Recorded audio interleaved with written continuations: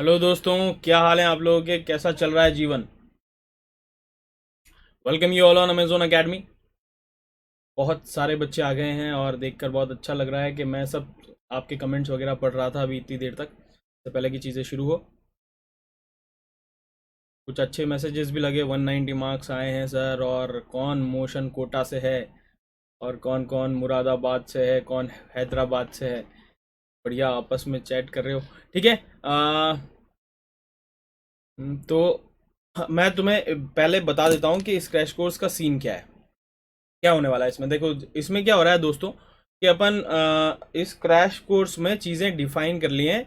और हमने क्या किया है, 62 जेई मेंस में बात बता ही चुके हैं। 62 जेई मेंस के जो पेपर है उनका एनालिसिस करके उसमें से 45 चैप्टर्स हमने ऐसे निकाले हैं जिसको अगर हम बहुत अच्छे कर लें और उसमें से गलती ना करें तो 190 मार्क्स आ सकते हैं, मतलब आधा पढ़ने के बाद। उसमें से भी 19 चैप्टर अपन लेके आ चुके हैं मार्च के पहले पहले पढ़ने के लिए। अगर वो भी कर लेते हैं अपन बहुत अच्छे से तो मार्च अटेम्प्ट में कम से कम 100 मार्क्स तो आएंगे अपने, अगर उन चैप्टर्स को अपन ने अच्छे से कर लिया और उसमें गलती नहीं की तो, है ना। हेलो हेलो हेलो हेलो, नमस्ते नमस्ते दोस्तों। तो अब आपको करना क्या है मैं बता देता हूँ। सबसे पहले अपनी क्लास के कुछ रूल है। देखो, जब अपन जो है गली क्रिकेट में खेलते हैं तो वहाँ पर रूल डिसाइड करते हैं ना कि बाहर जाना आउट है, वन टिप वन हैंड जो है वो आउट होता है। और अगर अगर किसी ने बॉल जो है वो नाली में मार दी है तो वो वही लेके आएगा। तो ये सारे रूल डिसाइड होते हैं। तो उससे पहले कि क्लास चालू हो मैं भी डिसाइड कर लेता हूँ। सबसे पहले तो आपको अपने चैट बॉक्स में अपना नाम लिख के रखना है। लेट्स से एग्जाम्पल मैं बता देता हूँ, ताकि जब भी मैं कोई सवाल पूछूं तो मैं रिलेट कर पाऊँ। लेट्स से ऐसे नाम लिख के ही रखना है। और उसके बाद अगर आपको लगता है कि मेरे क्वेश्चन का आंसर बी है तो आप ऐसे लिख कर और पोस्ट मार दें कि हाँ दिस इज, तो फिर मैं रिलेट कर पाऊंगा कि ये आंसर जो है वो आशु ने किया है और उसने बी किया है आंसर। तो ये रहने वाला है। ठीक है, अपने नाम बताओ दोस्तों। नाम से, नाम में बहुत कुछ लिखा है। वैसे तो शेक्सपियर ने कहा था what is there in name, मगर इस कोटेशन के बाद उन्होंने लिखा था शेक्सपियर, तो इसलिए नाम में बहुत कुछ लिखा है। हेलो आसिफ, प्रगति, मुकेश, उज्जवल, अच्छा ऐसे मजा आता है। चक्री, खुशी, अच्छा वाह। Vishal, Aishwarya, Amrendra, Dhruv, Shiva, Malaika, Divyanshu, Sudhanshu, Kishan, hello hello hello hello hello, वाह वाह मजा आ गया। अंजलि, दुष्यंत, चलो हैप्पी बर्थडे किसका, जिसका भी हो। ठीक है, चलो। तो आज हम क्या बात करने वाले हैं? आज हम बात करने वाले हैं जीओसी। और जीओसी में अपन जो है सबसे इंपॉर्टेंट चीज से शुरू करेंगे, डिग्री ऑफ अनसेचुरेशन, जिससे कि दुनिया के सारे सवाल घुमा फिरा कर पूछ लिए जाते हैं। फिर उसके बाद अपन इंडक्टिव इफेक्ट होते हुए, उसकी एप्लीकेशन होते हुए, mesomeric effect, resonance effect, resonance energy जो कि सबसे ज्यादा एनिग्मेटिक कंसेप्ट है, वहां तक अपन पढ़ने वाले हैं और इसकी एप्लीकेशन जानने वाले हैं जल्दी जल्दी से। और फिर अगली क्लास में जब हम जीओसी 2 पढ़ेंगे तो हाइपर कॉन्जुगेशन, और उसके बाद सारी एप्लीकेशन, एसिडिक बेसिक स्ट्रेंथ वगैरह, उसके सवाल, है ना, वो सब अपन करने वाले हैं। तो ये रहने वाला है हमारा प्लान जीओसी 1 और जीओसी 2 का। और जैसे कि डीपीपीज की बात करें अपन, तो डीपीपीज कुछ ऐसे ही बनाएंगे जो कि हमने बता दिया कि एबेनगोस फॉरगेटिंग कर्व थ्योरी पर बेस्ड है, जिसमें किस तरीके से आपको रिवीजन करना होता है ये बताया जाएगा पहले दिन पहले घंटे, और फिर 7वें दिन, और फिर 1 महीने बाद रेगुलर इंटरवल पर अगर वो क्वेश्चंस आपको टकराते रहें और रिवाइज करते रहें तो फिर वो परमानेंट मेमोरी में चले जाता है। तो उस पर बेस्ड ही ये पूरा का पूरा प्लान होने वाला है। हर एक चीज पूछनी है, पूछो, है ना। चलो, अब अपन जो है वो मैं हो जाता हूँ छोटा और सब्जेक्ट को कर देता हूँ अब बड़ा। सब्जेक्ट के बड़े होने का समय आ चुका है और अब मैं शुरू कर देता हूँ दोस्तों। सबसे पहले सबसे इंपॉर्टेंट कंसेप्ट जिसके बारे में मैं हमेशा कहता हूँ कि प्लीज़ इसको करके आओ। मेरा नाम है आशुतोष गौतम और ये सब कोचिंग में कोटा में सेवाएं दे चुका हूँ और अब आप लोगों के सामने हूँ। बाकी सारी चीज़ें तुम जानते हो। बस एक ही इंपॉर्टेंट चीज़ है जो इसमें बात करनी है और वो है हमें यहाँ पर संस्कारी बिहेव करना है, क्योंकि हम इंडिया से हैं। तो एक दूसरे के प्रति प्रेम और, है ना, संस्कार दिखाने हैं। ठीक है, ये होने वाला है। और क्लास जो है वो पूरी अटेंड करना है। ये जो पूरा का पूरा सेशन होने वाला है, पूरा का पूरा आपको क्रैश कोर्स जो होने वाला है, इसके बाद बहुत ही बढ़िया आउटपुट आपको मिलेगा। तो प्लीज़ इससे जुड़े रहें और लास्ट तक रहें, है ना। तो ये होने वाला है। अब अपन आगे चलते हैं दोस्तों। तो सिस्टम रिक्वायरमेंट आपको पता ही है, क्योंकि अगर आप देख रहे हैं तो फिर ऑब्वियसली आपको पता होगा। बस ये याद रखना कि सफारी और एज पर अभी काम नहीं कर रहा है। एंड्रॉइड 6 चाहिए या उससे ज़्यादा, और 5 Mbps की कम से कम स्पीड होनी चाहिए, और वो तो हो ही जाएगी। सर प्लीज से my name Rishabh. Hello Rishabh, very good, एक भी मिस नहीं करूंगा। S G, any one Insta, मैं हूं ना इंस्टा पे, क्या बात कर रहा है। Hello sir, my name is Vyomesh. Hello Vyomesh, thank you okay. बहुत सारी चीज़ें प्लान कर रहे हैं यार तुम लोगों के लिए, ठीक है। हेलो संजना, हेलो, बहुत मज़ा आ रहा है। तो क्या क्या पढ़ने वाले हैं अपन यहाँ पर, बात करने वाले हैं डिग्री ऑफ अनसैचुरेशन, फिर उसके बाद बॉन्ड क्लीव क्यों होता है, क्यों आखिर हम जीओसी पढ़ते हैं, इसके बारे में आज हम जानेंगे। इंडक्टिव इफेक्ट के बारे में जानेंगे, एप्लीकेशन और रेजोनेंस और उसकी एप्लीकेशन के बारे में जानेंगे। तो बिना डिले किए हुए डिग्री ऑफ अनसैचुरेशन के बारे में बात कर लेते हैं। डिग्री ऑफ अनसैचुरेशन के लिए जो फॉर्मूला अपन बचपन से पढ़ के आए हैं और वो है हमारे पास डी यू के लिए जो हमारे पास फॉर्मूला है वो है C plus one minus H plus X minus N divide by two. ये फॉर्मूला अपन बचपन से पढ़ के आए थे। ये वाला फॉर्मूला हम अप्लाई नहीं करते, याद रखना। हम अप्लाई नहीं करते क्योंकि ये वहां अप्लाई नहीं होगा जहां फॉस्फोरस आ जाएगा, वहां अप्लाई नहीं होगा जहां सल्फर आ जाएगा, वहां अप्लाई नहीं होगा जहां एल्यूमिनियम आ जाएगा। यहाँ पर सिर्फ एच, एक्स और एन और ज़्यादा से ज़्यादा ऑक्सीजन हो तो फिर ये फार्मूला अप्लाई हो सकता है, वरना नहीं होगा। इसका मतलब ये फार्मूला जो हम किताबों में पढ़ते रहे ये हमारे लिए बेकार है, हम इसे अप्लाई नहीं करेंगे।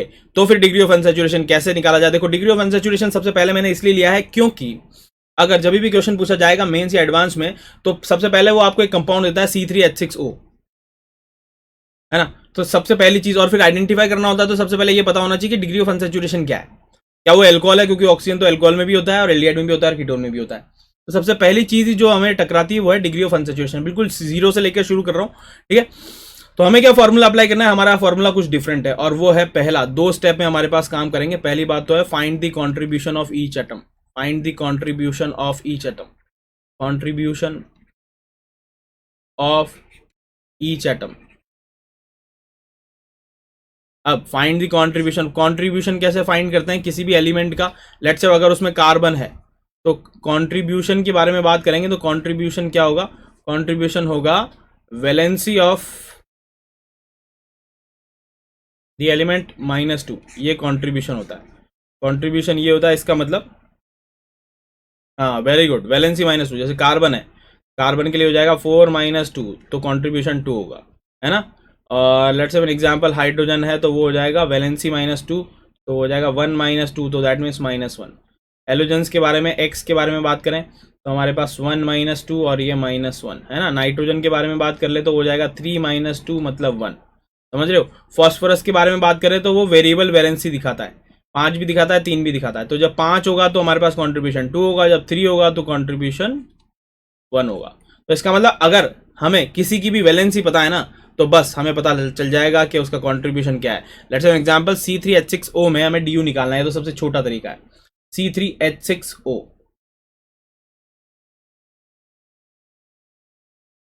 बड़े भाई आपका अमीन वाला लेक्चर अभी भी देखता हूँ, हाँ वो तो गजब ही बन गया था यार, ultimate.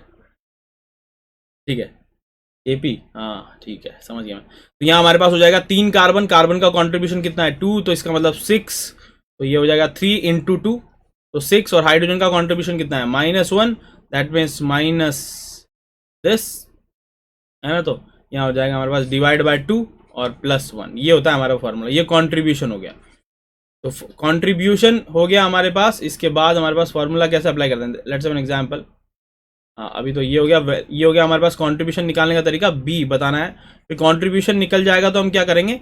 Some of the contribution, sum of the contribution of each atom divide by 2 + 1, बस हो गया। ये फॉर्मूला लगा दोगे तो DU आ जाएगा। लेट्स से एग्जांपल इसके बारे में बात करें तो sum of the contribution of each atom, तो 3 तो कार्बन है, एक कार्बन का कंट्रीब्यूशन कितना होता है 2, तो इसका मतलब सम ऑफ 6 हो गया टोटल कार्बन का कंट्रीब्यूशन। हाइड्रोजन कितने है 6, एक का कितना होता है -1 तो -6, और फिर फॉर्मूला ये लगा दिया अपन ने, सम ऑफ द कंट्रीब्यूशन हो गया 6 - 6 डिवाइड बाय 2 + 1, ये करते हैं हमारे पास DU कितना आ जाता है 1। Very good very good very good very good very good. तो अब तुम सीख गए हो DU कैसे निकालते हैं, है ना। अब मैं तुमको एक फॉर्मूला और देता हूँ। लेट्स से हमने ले लिया यहाँ पर C5H5N, है ना, और ये फार्मूला हमने निकाल लिया। अब इस फार्मूले से क्या कोई दिक्कत नहीं है, अब चाहे कोई भी बड़ी बड़ी स्ट्रक्चर आ जाए सिर्फ उसका फार्मूला निकाल लो तो बस हम आसानी से निकाल पाएंगे। लेट्स से यहाँ कितना हो जाएगा 10 - 5 + 1 डिवाइड बाय 2 + 1 हो गया। समझ में आ गया तुमको? बोलो बोलो बोलो बोलो बोलो। यहाँ यहाँ कितना हो गया 5 × 2 = 10 -5 + 1 डिवाइड बाय 2 + 1। समझे कि नहीं समझे? 4 आ गया ना, वेरी गुड। तो अब हमारे पास, अब मैं तुमको देता हूं दुनिया का कोई भी बड़े से बड़ा फॉर्मूला हो। अब इसमें क्या है, कई बार ऐसा हो जाता है कि जैसे कि मान लो आपको ये निकालने को दे दिया जाए कि बताओ इसका डी यू कितना है, इसका डी यू, तो हमें रिंग देखना होता है ना। डी यू के लिए हम एक चीज और जानते हैं, एक तो रिंग कैलकुलेट कर दो और प्लस पाई बॉन्ड कैलकुलेट कर दो। तो जैसे आप इसको निकालते हो वैसे ही हमें आ जाएगा इसका डी यू कितना होगा। Very good. कभी कभी लगता है अपुनिच्छ भगवान है, ठीक है। अच्छा, ये तो कुछ और ही लिख दिया भाई तूने। तो यहाँ पर रिंग 2 है। अब इसमें क्या होता है कि अगर कंफ्यूजन हो जाता है कि जब यहाँ पर क्यूब या उससे रिलेटेड कोई कंपाउंड आ जाए, तो अब यहाँ पर अगर मैं देखूँ तो आंसर कितना होना चाहिए था, 6, मगर 6 नहीं होता, आंसर कितना होता है 5। अपन को कोई दिक्कत नहीं है, अपने पास जो है वो अलग ही रामबाण है, वो है इसका फॉर्मूला निकाल लो, वो है C8H8। हो गया खत्म। अब अपना फॉर्मूला लगाओ, 16 माइनस 8 डिवाइड बाय 2 प्लस 1 हो गया 5। तो अपना फॉर्मूला अलग ही चल रहा है दोस्तों, उसमें कोई दिक्कत ही नहीं है। समझ में आ गया?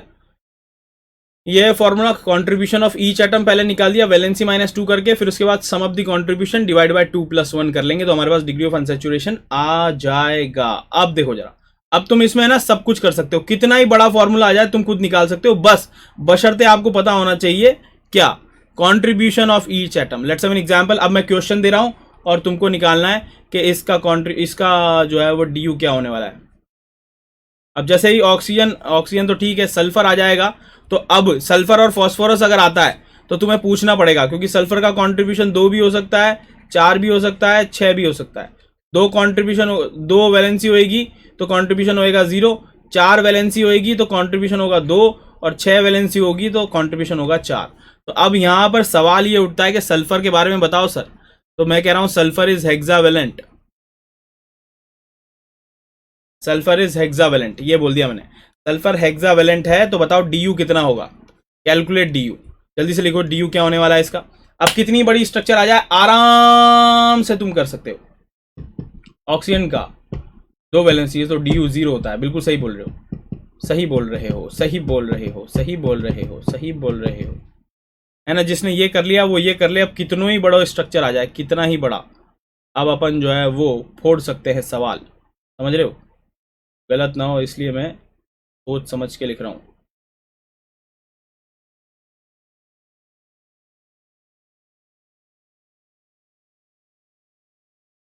C21H36 पहले वाले का निकालो पहले तो, N3N7O16P3S। यहाँ सल्फर की वैलेंसी जो है वो 2 है और फॉस्फोरस की वैलेंसी जो है वो 5 है, ये गिवन है। तो पहले वाले का आंसर, इसका नहीं करेंगे अभी अपन, इसका डिस्कस नहीं कर रहे हैं, इसका डी यू निकाल लेते हैं। अपने पास बड़ा आसान चीज है दोस्तों, बड़ी आसान चीज है, बस करते जाओ। 7 2 14 -8, Cl मतलब हेलोजन मतलब -1, और नाइट्रोजन मतलब +1 तो +3, ऑक्सीजन मतलब 0, और सल्फर का क्या है, हेक्सावेलेंट है, इसका मतलब 6 हो गया, -2 तो 4 हो जाएगा, तो +8 हो जाएगा, है ना।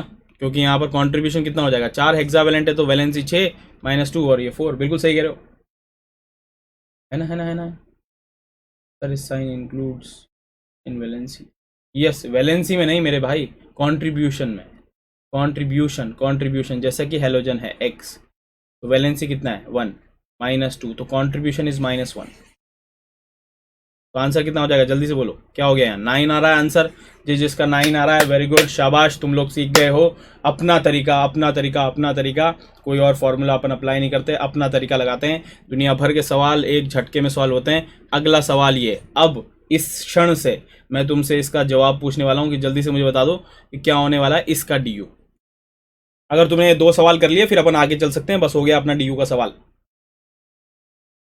C21H36 वैलेंसी भी दे रखी है, N3 ये क्या हुआ, 1 मिनट,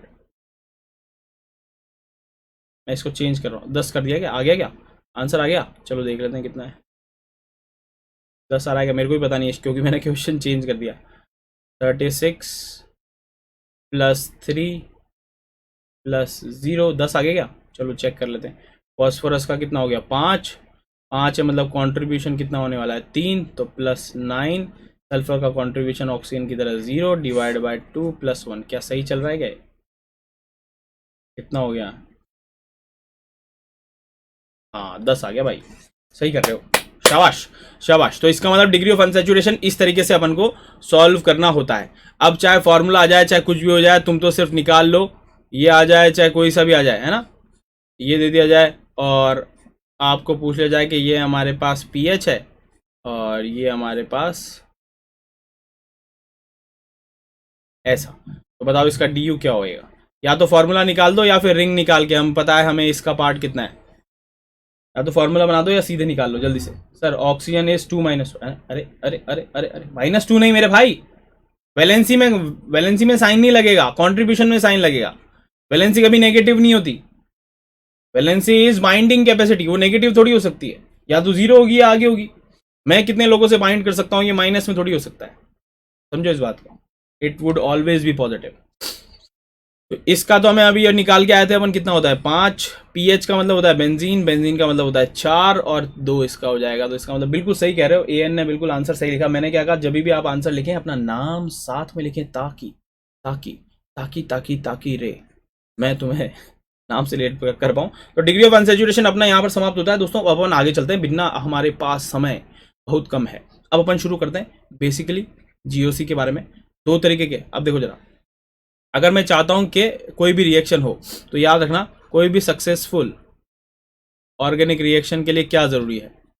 बिल्कुल जीरो से शुरू कर रहा हूं, तुम्हें फील दूंगा कि आखिर आखिर आखिर आखिर जीओसी हम क्यों पढ़ते हैं। तो सक्सेसफुल ऑर्गेनिक, बस मेरे साथ रहना और बिल्कुल क्रिस्पली सामने देखते रहना, क्योंकि बहुत सारी चीजें बहुत तेज आएगी और समय अपने पास कम है, मगर कंसेप्ट एकदम धांसू आने वाले हैं। और सक्सेसफुल ऑर्गेनिक रिएक्शन, अगर कोई भी रिएक्शन के बारे में बात करूं, मैं तो ऑर्गेनिक की बात कर रहा हूं, वरना कोई भी ऑर्गेनिक रिएक्शन की बात करूं तो हमारे पास यहाँ होता क्या है कि पुराने बॉन्ड जो है वो टूटते हैं और नए बॉन्ड बनते हैं। तो ओल्ड बॉन्ड्स ब्रेक, पुराने टूटते हैं और नए बॉन्ड बनते हैं। फिर अपन जल्दी से चले जाएंगे इंडक्टिव की तरफ।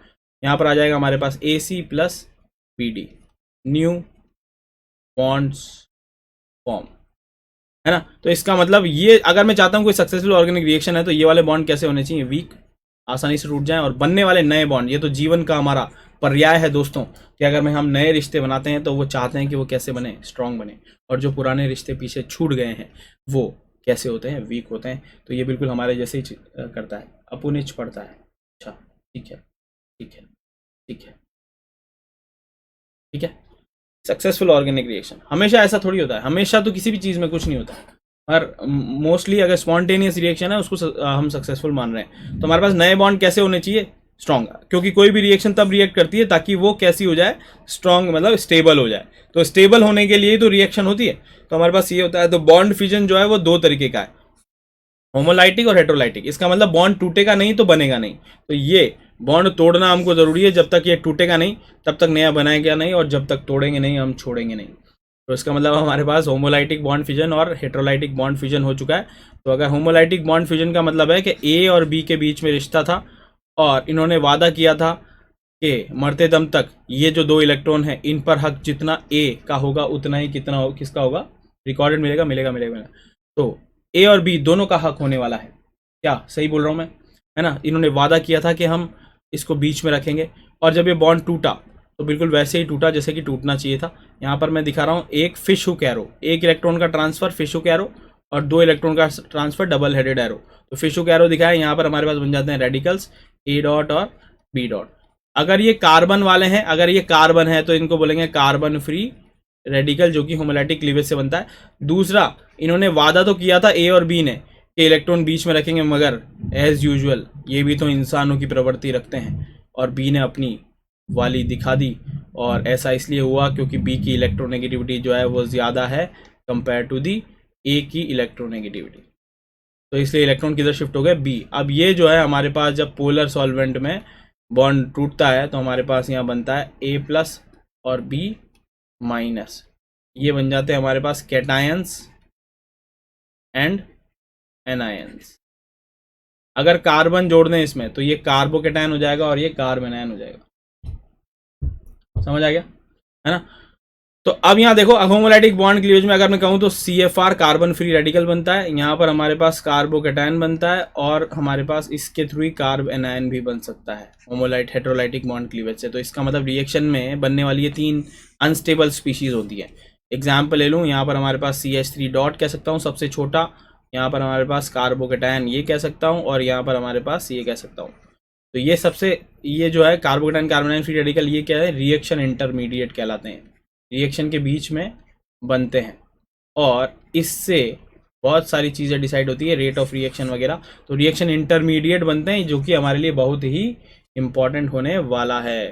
समझ में आया? तो रिएक्शन इंटरमीडिएट है हमारे पास क्या, कार्बन फ्री रेडिकल, कार्बोकेटायन और कार्ब एनायन, इनके थ्रू ही रिएक्शन चलती है। और भी रिएक्शन इंटरमीडिएट है, बेंजाइन है ना, नाइट्रीन है, उनके बारे में अभी हम चर्चा नहीं कर रहे हैं। ठीक है, अब इसमें से मुझे ये बता दो कि इसमें से लेट्स अब इसको मैं कह दूं ए। अब क्वेश्चंस की फॉर्म में अपन चलेंगे आगे। ए बी सी में से which is electron rich, A B C which is electron rich. जल्दी जल्दी लिखते चलो, फटाफट क्वेश्चंस की फॉर्म में तुरंत अपन आगे चलते रहेंगे ताकि मजा आता रहेगा। जल्दी से बता दो कौन है इसमें से इलेक्ट्रॉन रिच। बिल्कुल सही जवाब आ रहा है। प्रगति ने आंसर कर दिया, अंकुर ने आंसर कर दिया, उत्कर्ष ने आंसर कर दिया, विंगलेट ने आंसर कर दिया, धड़ाधड़ बहुत सारे लोग सी आंसर करें प्लीज अपने नाम के साथ। शिवांक, व्योमेश, देवांश, चिराग, अनुराग, सब लोगों ने सही जवाब दे दिया कि यहाँ पर हमारे पास ये इलेक्ट्रॉन रिच है। इसका मतलब ये दोनों कैसे होने वाले हैं, इलेक्ट्रॉन डेफिशिएंट है दोस्तों, और ये है हमारे पास इलेक्ट्रॉन रिच। दोस्तों याद रखो, दो लोग हैं हमारे पास जीवन में, एक तो इलेक्ट्रॉन डेफिशिएंट है और एक इलेक्ट्रॉन रिच है। मगर एक ऐसी अवस्था होती है जिसको बोलते हैं निर्वाणा, और निर्वाणा वो होता है दोस्तों जब मोक्ष प्राप्त हो जाए और हमें किसी चीज से लेना देना ना हो। They all are reacting species, जैसे कि हम रिएक्ट करते हैं वैसे ये भी रिएक्ट करते हैं, और ये चाहते हैं कि ये न्यूट्रल हो जाए, दुनिया से परे हो जाए, मोक्ष प्राप्ति हो जाए। तो ये तीनों ही मोक्ष प्राप्ति के लिए कोशिश करते रहते हैं। और मोक्ष क्या है, मोक्ष है न्यूट्रल होना और साथ में ऑक्टेट कंप्लीट होना, ये मोक्ष है दोस्तों। तो इसको मोक्ष प्राप्ति कहते हैं। तो ये न्यूट्रल है क्या, हाँ ये न्यूट्रल है, ठीक है। क्या ये ऑक्टेट कंप्लीट है क्या, क्या इसका ऑक्टेट कंप्लीट है क्या, नहीं। क्या ये न्यूट्रल है क्या, नहीं। क्या इसका ऑक्टेट कंप्लीट है क्या, नहीं। क्या ये न्यूट्रल है क्या, नहीं। क्या इसका ऑक्टेट कंप्लीट है क्या, हाँ, ठीक है। तो किसी न किसी को कुछ ना कुछ दुख है, जैसा कि हमारे साथ होता है। तो इसका मतलब ये न्यूट्रल और ऑक्टेट कंप्लीट की तरफ जाना चाहते हैं। तो यहां पर हमारे पास ये स्पीशीज जो है वो इलेक्ट्रॉन डेफिशिएंट है, ये इलेक्ट्रॉन डेफिशिएंट है, और ये इलेक्ट्रॉन रिच स्पीशीज है। तो इन दोनों को अब हमारे पास अगले पेज में अगर मैं बात कर लूं तो हमारे पास दो स्पीशीज इलेक्ट्रॉन डेफिशिएंट है, CH3 और CH3 प्लस, और एक इलेक्ट्रॉन रिच है मगर चार्ज्ड है। दोनों ही चाहते हैं मोक्ष प्राप्त करना, न्यूट्रल होना और प्लस ऑक्टेट कंप्लीट होना। अब जो भी इनको इस रास्ते तक पहुंचा पाएगा वो इन्हें स्टेबलाइज करेगा, और जो भी इन्हें इस रास्ते से भटकाएगा वो उसे अनस्टेबल करेगा। तो अगर कोई इलेक्ट्रॉन डोनेट, अगर कोई गरीब है, ये है हमारे पास इलेक्ट्रॉन डेफिशिएंट, तो उन्हें स्टेबलाइज कौन करेगा, जल्दी से बताना। Directly proportional to the stability.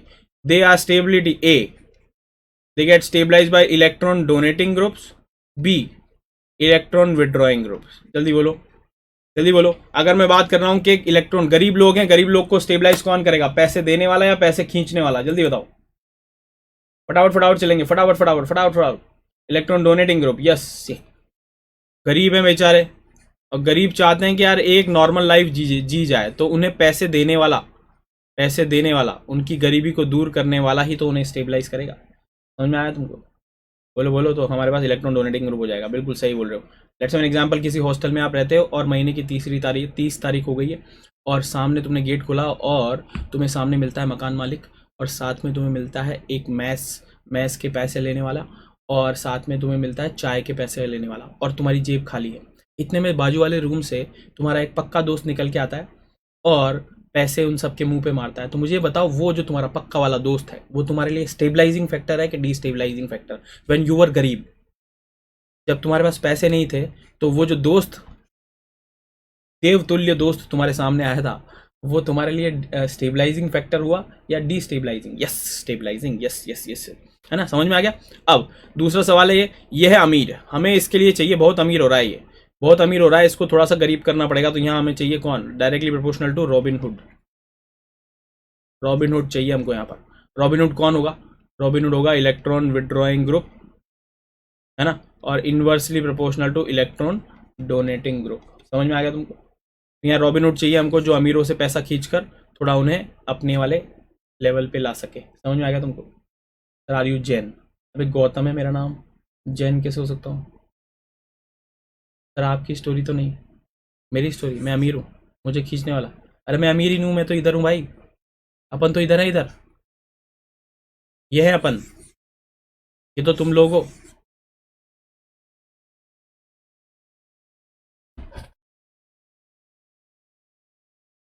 यानी कोई है ना, ये है, ये अपन है, ये अपन लोग हैं, ये आप लोग हो, अमीर लोग। चलो समझ में आ गया आप तुमको, है ना? तो हमेशा याद रखना कि अगर आप बहुत सारा पैसा लेके बैठे हैं तो फिर आपको खींचने वाला कोई ना कोई आएगा और वो कहलाएगा इलेक्ट्रॉन विड्रॉइंग ग्रुप। तो ये हमारे पास हो गया इंटरमीडिएट स्टेबिलिटी। आखिर हम बात क्यों कर रहे हैं, ये बहुत इंपॉर्टेंट बात है, तुम पढ़ तो लेते हो मगर समझ नहीं आता है। रिएक्शंस के बीच में हमेशा इंटरमीडिएट बनते हैं, रिएक्शन के बीच में। अब जो बता रहा हूं ना दोस्तों, वो चक्षु खोल देने वाली बात है, इसके बारे में तुमने कभी चर्चा नहीं की होगी। आखिर हम इंटरमीडिएट स्टेबिलिटी के पीछे इतना क्यों पड़े हुए हैं जीओसी में? तो कोई भी रिएक्शन की अगर मैं बात करूं तो रिएक्शन ग्राफ ऐसे चलता है, अगर रिएक्शन इंटरमीडिएट बन रहा है तो उसमें, समझ रहे हो? अब ध्यान से सुनना, ये बहुत गहरी बात बता रहा हूं। यहां पर लेट से कोई कार्बोकेटायन बन गया, carbon ion carbon free radical बन गया, तो हम क्या करते हैं, पूरी जीओसी में कार्बोकेटायन की स्टेबिलिटी कंपेयर करते रहते हैं, और स्टेबिलिटी जिसकी ज्यादा होगी वो रेट जो है, रिएक्शन की रेट ज्यादा होती है। ऐसा क्यों होता है आप समझना।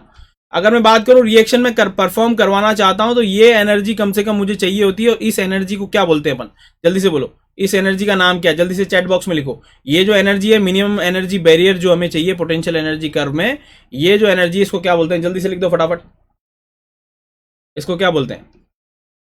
एक्टिवेशन एनर्जी, बिल्कुल सही बोल रहे हो, ये इसको बोलते हैं एक्टिवेशन एनर्जी। अगर ये नहीं मिली तो रिएक्शन नहीं होगी। इसका मतलब ये जो पीक है ना, ये डिसाइड करता है रेट का। तो ये कार्बोकेटायन का चक्कर कहां से आ गया, ये कैसे डिसाइड करेगा रेट का? यही इंपॉर्टेंट बात है, यही नहीं समझते हैं हम कि आखिर रिएक्शन होगी नहीं होगी, कम होगी तेज होगी, ये तो डिसाइड करेगा activation energy. Let's say an example, ये है हमारे पास ए रिएक्शन, और अब मैं ड्रॉ कर रहा हूं बी रिएक्शन। बताओ, ए रिएक्शन और B reaction, this is A reaction, और व्हाइट वाला this is B reaction. Which reaction is faster? किसका रेट ज्यादा होगा, ए का या बी का? जल्दी बताओ, ए का या बी का, किसका रेट फास्ट होने वाला है? जल्दी से लिख दो, ताकि मैं रिलेट कर पाऊं कि आखिर हम क्यों पढ़ रहे हैं भाई। ए जिसके लिए एक्टिवेशन एनर्जी ज्यादा चाहिए, या ए जिसके लिए एक्टिवेशन एनर्जी कम चाहिए? दिस इज एक्टिवेशन एनर्जी जो इसके लिए चाहिए, ये इसके लिए एक्टिवेशन एनर्जी ये चाहिए, तो ये एक्टिवेशन एनर्जी कम चाहिए। बिल्कुल सही बोल रहे हो तुम, B should be the faster. ठीक है, ए या बी में से बी की रेट क्या होने वाली, फास्ट होने वाली। इसका मतलब जो हम कार्बोकेटायन स्टेबिलिटी से पढ़ के आते हैं कि भाई इसका कार्बोकेटायन स्टेबल है, इसका मतलब इसकी रेट फास्ट होगी, ये तो गलत बात है। हमें तो बात करनी चाहिए एक्टिवेशन एनर्जी। आखिर हम कार्बोकेटायन की स्टेबिलिटी की बात क्यों कर रहे हैं? अब जो बात सीखने वाले हो, दिस इज वेरी इंपॉर्टेंट, कि अगर मैं बात करूं एक्टिवेशन एनर्जी की, तो ये ट्रांजिशन स्टेट है, इसकी स्टेबिलिटी के बारे में हमें चर्चा करनी चाहिए, मगर हम नहीं करते। क्यों नहीं करते? इसलिए नहीं करते दोस्तों, क्योंकि transition state can not be seen, can not be separated, can not be isolated. जो दिखता ही नहीं, जो होता ही नहीं, उसकी स्टेबिलिटी कैसे कंपेयर करें? तो फिर हमने कहा चलो ठीक है, इसको नहीं कर सकते, तो इसके आसपास आजू बाजू कौन है? ए है, और यहां पर हमारे पास कार्बोकेटायन है। तो अगर फिर हमने कहा चलो इसकी शक्ल नहीं देख सकते, इसकी तो देख सकते हैं ना, हाँ ये तो दिख जाता है। तो हमने कहा चलो इसकी एनर्जी गैप जो है वो कम है, तो अगर इसकी शक्ल मिल जाएगी तो लगभग मिलती जुलती शक्ल इसकी भी होगी। तो हमने इनडायरेक्टली क्या किया, जो दिखता है उसकी स्टेबिलिटी कंपेयर कर ली, ताकि जो नहीं दिखता है वो लगभग उसके जैसा दिखता होगा मान लिया है, क्योंकि ये एनर्जी गैप क्या है, रिलेटिवली कम है, और ये एनर्जी गैप रिलेटिवली क्या है, ज्यादा है। तो हमने कहा चलो कार्बोकेटायन की स्टेबिलिटी चेक कर लो, अगर ये स्टेबल है तो हमने ये पाया कि ये भी स्टेबल हो गया, है ना। इसका मतलब इनडायरेक्टली हम कार्बोकेटायन की स्टेबिलिटी इसलिए चेक कर रहे हैं क्योंकि activation energy, sorry transition state दिखती नहीं है, can not be seen separated isolated, hypothetical है, तो उसकी स्टेबिलिटी कैसे कंपेयर करेंगे? तो हमने कहा चलो इसको कर लेते हैं, तो इनडायरेक्टली इसकी शक्ल भी हमें महसूस हो जाएगी। कारण यह है कि इसकी हाफ लाइफ 10⁻⁻12 सेकेंड से भी कम है, और जो हमारे पास इंटरमीडिएट होते हैं वो 10⁻⁻6 सेकेंड या उससे ज्यादा समय तक जिंदा रहते हैं। तो ये है, ये इसलिए अब समझ में आ गया तुमको क्यों अपन carbocation carbon ion free radical की स्टेबिलिटी के पीछे पड़े रहते हैं? इसलिए पड़े रहते हैं क्योंकि हम ट्रांजिशन स्टेट देख नहीं सकते, तो हमारे पास मजबूरी है, हम इनडायरेक्ट तरीके से चीजें समझते हैं। समझ में आ गया? क्लियर है? समझ में आ गया सबको? इसलिए करते हैं इंटरमीडिएट की स्टेबिलिटी का कंपैरिजन। आखिर क्यों करते हैं, ये फील आ गया है ना। तो अब हमको समझ में आ गया कि अच्छा कार्बोकैटायन कार्बोनायन और फ्री रेडिकल की स्टेबिलिटी कंपेयर करनी पड़ेगी अब अपन को, ताकि इनडायरेक्टली ट्रांजिशन स्टेट की स्टेबिलिटी समझ में आ जाए, और ट्रांजिशन स्टेट की स्टेबिलिटी कंपेयर करना आ जाएगा तो फिर हम रेट ऑफ रिएक्शन कंपेयर कर लेंगे। यही है वो, यही है वो, यही है वो, बिल्कुल सही बोल रहे हो। कौन है? अच्छा केपी। तो दोस्तों यही है वो, यही है वो, यही है वो का मतलब क्या होता है, यही है वो कंसेप्ट, वो कंसेप्ट होता है कार्बोनाइन और कार्बोनाइन एक दूसरे से रिएक्ट नहीं करते, करते हैं ना, क्यों नहीं करेंगे भाई, रिएक्ट करके जो है न्यूट्रल हो जाएंगे, मजा आ जाएगा उनको। तो अब हमको क्या करना है, रिएक्शन इंटरमीडिएट हो गए, अब हमको ये सीखना है कि आखिर इलेक्ट्रॉन डिस्प्लेसमेंट इफेक्ट कैसे काम करता है। इलेक्ट्रॉन डिस्प्लेसमेंट इफेक्ट ही इलेक्ट्रॉन डोनेटिंग है कि विड्रॉइंग है। डिस्प्लेसमेंट इफेक्ट क्यों बोल रहे हैं, लेट्स से मैं हूं इलेक्ट्रॉन देने वाला, तो इलेक्ट्रॉन मेरे से तुम्हारी तरफ डिस्प्लेस हो रहे हैं, तो मैं क्या हो गया, डोनेटिंग हो गया विद रेस्पेक्ट टू यू। मेरे इलेक्ट्रॉन डिस्प्लेस हो गए तुम्हारी तरफ, तो I am donating with respect to you. और मैं तुमसे खींच रहा हूं तो इलेक्ट्रॉन डिस्प्लेस हो गए उधर से इधर, इसका मतलब with respect to you I am electron withdrawing group. तो अब मुझे समझ में आना चाहिए कि डोनेटिंग कौन है, विड्रॉइंग कौन है, तभी मैं कार्बोकैटायन कार्बोनाइन फ्री रेडिकल की स्टेबिलिटी कंपेयर कर सकता हूं। तो हम जानते हैं कि इलेक्ट्रॉन डिस्प्लेसमेंट इफेक्ट के बारे में अगर मैं चर्चा करूंगा तो हमको समझ में आ जाएगा कि इलेक्ट्रॉन डिस्प्लेसमेंट इफेक्ट हमको जानना है कि इलेक्ट्रॉन डोनेटिंग कौन है, विड्रॉइंग कौन है। तो हमें सबसे पहले बात करनी पड़ेगी परमानेंट इफेक्ट की और टेम्पररी। टेम्पररी के बारे में अपन बात नहीं कर रहे हैं, आगे बात करेंगे। परमानेंट हमारे लिए आज की क्लास में जरूरी है, और वो है हमारे पास इंडक्टिव इफेक्ट, आई इफेक्ट, इसके बारे में अपन चालू करने वाले हैं। दूसरा हमारे पास है रेजोनेंस, है ना, या मीजोमेरिक इफेक्ट। तीसरा हमारे पास है हाइपर कॉन्जुगेशन इफेक्ट, और चौथा हाइपर कॉन्जुगेशन के बाद है फील्ड इफेक्ट, है ना, हाइपर कॉन्जुगेशन, सब जानते ही हो इसके बारे में। ये सारी कहानी और इसके बाद जो है इनकी एप्लीकेशन, ये सब अपन पढ़ेंगे सेकंड क्लास में, ये हमारा आज का एजेंडा नहीं है, इसके बारे में चर्चा करने वाले हैं अब हम। तो हमारे पास इंडक्टिव इफेक्ट के बारे में बात करने वाले हैं। नॉमेनक्लेचर, अरे यार क्या कर रहे हो यार, रिवीजन कर रहे हैं हम, नॉमेनक्लेचर तो क्या ही पढ़ेंगे, समझ रहे हो तुम। अब 1.5 घंटे में क्या क्या पढ़ लेंगे, जो हमारे लिए जरूरी है उसके बारे में बात कर रहे हैं। इंडक्टिव इफेक्ट के बारे में बात करें, इंडक्टिव इफेक्ट क्या होता है, sigma bond polarization, sigma bond polarization towards more electronegative atom, sigma bond polarization towards more electronegative atom, ये हम जानते हैं। लेट्स से हमने ले लिया सी और यहाँ हमने एफ ले लिया, CH3 CH2 CH2 और ये एफ, और हमने यहाँ पर इलेक्ट्रॉन खींचते हुए देखे। फ्लोरीन की इलेक्ट्रोनेगेटिविटी कितनी है, 4, तो यहाँ पार्शियल नेगेटिव चार्ज आएगा, यहाँ पार्शियल पॉजिटिव चार्ज। अब ये हो गया गरीब, यहाँ इलेक्ट्रॉन खींच लिए। जब ये गरीब हो जाएगा तो इसमें भी इंसानी फितरत आ जाती है, कैसे कि भाई मेरे से अगर पैसे खींचे गए ना, तो भाई मैं फिर अपने लोगों से खींचूंगा, मैं अकेला क्यों गरीब हूँ, मैं दूसरे को भी गरीब करूंगा, और ये तीसरे को भी गरीब कर देता है खींच के, समझ में आया। मगर जितनी गरीबी ए में आई है उतनी गरीबी 2 में नहीं आएगी, और उतनी गरीबी 3 में नहीं आएगी। तो अब मुझे बताओ, जैसे जैसे अपन आगे जाते हैं जो पार्शियल पॉजिटिव चार्ज है वो कम होता जा रहा है, कम हो रहा है। डेल्टा का मतलब है इसका पार्शियल का भी पार्शियल, पार्शियल का भी पार्शियल। तो मुझको ये बताओ कि अगर मैं, क्वेश्चन ये है मेरा कि इलेक्ट्रोनेगेटिविटी मतलब इलेक्ट्रॉन होल्ड विड्रॉ करने की टेंडेंसी अगर मैं तुमसे पूछूं C1 C2 C3, तो मुझे बताओ C1 C2 C3 में सबसे ज्यादा इलेक्ट्रॉन विड्रॉ करने की टेंडेंसी किसकी होगी, जल्दी बता दो। बस अब चालू हो गया, पर इसके बाद जल्दी से तीव्र गति से अपन चलेंगे, बस इसके बाद सवाल ही सवाल आएंगे। अब जल्दी से बता दो C1 C2 C3। तो हमारे पास आंसर आ चुका है कि यहाँ पर हमारे पास होने वाला है C1 C2 और C3 में से C1 जो है उसकी इलेक्ट्रोनेगेटिविटी सबसे ज़्यादा होगी, है ना। एक और चीज़ जो इसमें बताना है मुझे की पॉइंट्स में, और वो ये है कि इंडक्टिव इफेक्ट में एक ऑर्डर आप याद रखें जो कि इलेक्ट्रोनेगेटिविटी पर बेस्ड है। इस पर जो है वो हज़ारों सवाल सॉल्व हो सकते हैं, और वो क्या है याद रखें, फार्मूला 1 N2 3, इस पर बहुत सारे सवाल सॉल्व हो सकते हैं। इसमें इलेक्ट्रोनेगेटिविटी 4 होती है, ऑक्सीजन की 3.5, 1 से यहाँ मतलब है sp1 कार्बन, उसकी इलेक्ट्रोनेगेटिविटी 3.25 होती है। नाइट्रोजन sp3 हो तो उसकी इलेक्ट्रोनेगेटिविटी कितनी होती है, 3 होती है। sp2 कार्बन की बात हो रही है यहाँ पर, तो उसकी 2.75 होती है, और 3 का मतलब है sp3 कार्बन, उसकी होती है 2.5। तो याद रखने की निंजा टेक्निक है फार्मूला 1 N2 3, ये इलेक्ट्रोनेगेटिविटी का ऑर्डर है जिससे कि बहुत सारे सवाल सॉल्व हो सकते हैं। बिल्कुल सही बोल रहे हो तुम। बिल्कुल सही बोल रहे हो तुम, बिल्कुल सही बोल रहे हो तुम, बिल्कुल सही बोल रहे हो तुम, बिल्कुल सही बोल रहे हो। ठीक है, तो हाइब्रिडाइजेशन से भी चीजें जो है वो क्या होती है, चेंज होती है। और ये हमारे पास इंडक्टिव इफेक्ट है। अब इंडक्टिव इफेक्ट का ऑर्डर अगर मैं बात करूं तो प्लस आई मतलब इलेक्ट्रॉन डोनेटिंग इफेक्ट, और माइनस आई मतलब electron withdrawing effect. Electron donating, donate कौन ज्यादा करेगा, डोनेट वो ज्यादा करेगा जिस पर होल्ड करने की टेंडेंसी क्या होगी, ज्यादा। ध्यान रखना, इलेक्ट्रॉन डोनेट करना है या मेरे से लूट जाना, दो तरीके हैं मेरे से इलेक्ट्रॉन जाने के। या तो मैं कह दूं कि मैंने इलेक्ट्रॉन दिए, या फिर कोई आके मुझसे छीन ले। बात एक ही है, मेरे से इलेक्ट्रॉन चले जाएंगे। समझ में आ गया? तो इसका मतलब इलेक्ट्रॉन डोनेटिंग कौन ज्यादा करेगा, वो करेगा जिसकी इलेक्ट्रॉन होल्ड करने की टेंडेंसी क्या होगी, कम। जैसे कि फॉर एन एग्जाम्पल मेरे को 5 करोड़ मिले और धीरू भाई अंबानी के बेटे को 5 करोड़ मिले। बताओ किसके बोराने की संभावनाएं ज्यादा होगी, ए आशुतोष, बी अंबानी। अगर 5 करोड़ रुपए मुझे रोड पर मिले और अंबानी जी को भी मिले, तो किसके बोराने की, पगलाने की संभावनाएं ज्यादा होगी? कौन होल्ड नहीं कर पाएगा, ए आशुतोष, बी अंबानी। हाँ, बस कोई तो नालायक बोल दो यार अंबानी, यस। तो डीएम ने बोल दिया अंबानी, ठीक है। वो क्यों बोराएगा यार, अपन ही बोराएंगे। 5 करोड़ का तो पान खा लेते होंगे। अपने बोराने की संभावनाएं जो है वो ज्यादा है। ठीक है, ठीक है, बस ये बहुत मजा आया ना तुमको लिखने में। हाँ कि चलो ठीक है, टीचर के बारे में कुछ तो लिखा अपन ने गलत। अंबानी रोड से नहीं उठाएंगे। देखो ये, देखो ये नेक्स्ट लेवल बता रहे हैं।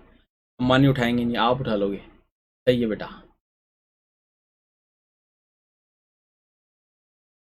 ठीक है। तो मतलब ये है दोस्तों कि अगर मेरे पास इलेक्ट्रॉन या पैसा होल्ड करने की टेंडेंसी नहीं है तो मेरी बोरानी की संभावना ज्यादा है, और मैं चीख चीख कर बोलूंगा मुझे 5 करोड़ मिले, मुझे 5 करोड़ मिले, और फिर मुझसे लुट जाएंगे वो। क्योंकि अगर मैं चीख चीख कर बुलाऊंगा तो लोग आ ही जाएंगे। तो इसका मतलब इलेक्ट्रॉन डोनेट या विड्रॉ, बात एक ही है। तो अगर यहाँ कार्बन की देखो तो इलेक्ट्रॉन नेगेटिविटी कम है, इलेक्ट्रॉन नेगेटिविटी कम है मतलब इलेक्ट्रॉन होल्ड करने की टेंडेंसी कम है, तो डोनेट करने की टेंडेंसी क्या होगी, ज्यादा। तो यहाँ देखें तो हमारे पास ऑर्डर ये हो जाता है। तो यहाँ ऑक्सीजन अकेला चार्ज अकेले पर है, यहाँ पर चार्ज बढ़ गया है ना। तो ये एक और चीज मैं हमेशा कहता हूँ, चार्ज इज इक्वलेंट टू दुख। चार्ज और दुख एक जैसे हैं। जैसे दुख बांटने से कम होता है, वैसे चार्ज भी बांटने से कम होता है। यहाँ पर negative charge get stabilize due to distribution of negative charge due to resonance, है ना। और फिर जितने ज्यादा एल्काइल ग्रुप होंगे उतना प्लस आई ज्यादा होगा, ये तो हम जानते हैं। माइनस आई का ऑर्डर ये होता है, तुम जानते ही हो। विड्रॉ करने की टेंडेंसी जितनी ज्यादा होगी। अब आते हैं अपन सवालों की ओर। ये प्लस आई है सर, आपने पूछा कुछ ऐसा। सही बात है बेटा। स्टेबिलिटी ऑफ रिएक्शन इंटरमीडिएट, ये क्या है? ये है हमारे पास ये बताने का तरीका कि दुख बांटने से कम होता है। दुख का मतलब है यहाँ पर चार्ज। चार्ज जो है वो बांटने से क्या होता है, कम होता है। दुख बांटने से कम होता है। Let's have an example. जैसे कि इंटरमीडिएट रिएक्शन इंटरमीडिएट्स के कंपैरिजन के बारे में बात आ जाए तो एक तो ये चीज़ ध्यान रखनी है कि दुख जो है वो चार्ज जो है वो बांटने से क्या होता है, कम होता है। सर आपने पूछा ही कुछ ऐसा, सर प्लीज रिपीट अगेन। अरे लेट्स हैव एन एग्जांपल। अगर मान लो एक तो रिएक्शन इंटरमीडिएट की स्टेबिलिटी के बारे में बात कर रहे हैं, तो हमारे पास एक तो ये ध्यान रखना है हमें, चार्ज जो है वो बांटने से कम होता है। लेट्स हैव एन एग्जांपल, जैसे कि मैं इसको समझाने के लिए मैं बता देता हूँ। F C L minus B R minus और आई माइनस में से स्टेबिलिटी के बारे में पूछा जाए तो एफ बेचारा छोटू सा है, इस पर नेगेटिव चार्ज -1 चार्ज है, और आई जो है वो कतई बहुत बड़ा है, इस पर -1 चार्ज ज्यादा डिस्ट्रीब्यूटेड होगा। तो मुझे बताओ F C L B R I में से कौन सबसे ज्यादा स्टेबल होगा, जिस पर दुख सबसे कम होगा? बताओ F minus C L minus B R minus, F minus C L minus B R minus और आई माइनस में से किस पर चार्ज ज्यादा बटेगा? चार्ज इज लाइक दुख बांटने से कम होता है।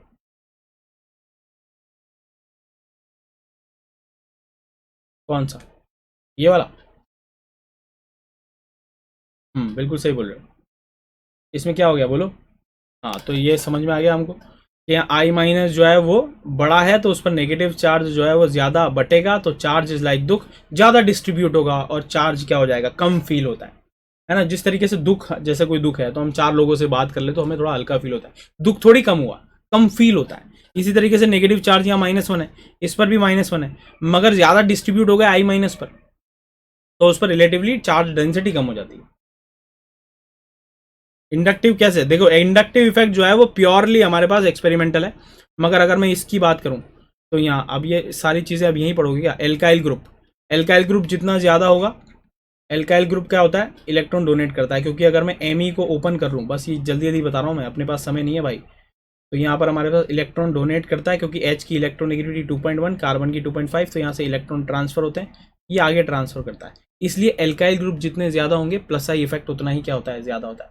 नेगेटिव चार्ज में अपन ये देखेंगे विड्रॉ करने की टेंडेंसी, तो फ्लोरीन लगे हुए हैं 3-3, तो विड्रॉ करेगा ही ना, समझ रहे हो। ये एक एक्सेप्शनल ऑर्डर होता है कि NR3 का विड्रॉइंग इफेक्ट NH3 और NO2 से ज़्यादा होता है। ये तो पॉजिटिवली चार्ज है, पॉजिटिवली चार्ज ऑलवेज विड्रॉज मोर, क्योंकि वो तो ज़्यादा करीब है, पॉजिटिव चार्ज ही आ गया। और फिर उसके बाद न्यूट्रल में हमारे पास NO2, नाइट्रोजन है हमारे पास sp2, उसकी इलेक्ट्रोनेगेटिविटी ज़्यादा होती है, कार्बन है यहाँ पर sp से, इसलिए NO2 आगे आएगा CN से। ये कार्बन की इलेक्ट्रोनेगेटिविटी sp है, इसका sp2 है। ऑब्वियसली परसेंटेज एस कैरेक्टर ज़्यादा है तो इलेक्ट्रोनेगेटिविटी ज़्यादा होगी, समझ में आ गया। अब डिले नहीं करेंगे दोस्तों, है ना, सिर्फ रिएक्शन इंटरमीडिएट के बारे में बात करेंगे। याद रखना, अब रिएक्शन इंटरमीडिएट का मतलब है कार्बोकेटायन, कार्बेनायन और फ्री रेडिकल की स्टेबिलिटी कंपेयर करनी है हमको। तो अगर ये कंपेयर करनी है तो हमें क्या देखना है, जरा देखना अब जो बता रहा हूँ, और वो है आपको 3 चीज़ें देखनी है, डिस्टेंस, नंबर एंड पावर।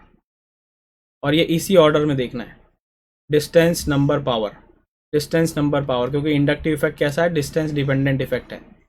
पहले डिस्टेंस देखेंगे, फिर नंबर ऑफ द ग्रुप देखेंगे, फिर power. Let's say an example समझने की कोशिश करते हैं। फॉर एन एग्जांपल पहले मैं सवाल दूंगा और फिर उसके बाद प्रीवियस ईयर में इसमें इस इतने से में बहुत ही कम सवाल आए ना दोस्तों।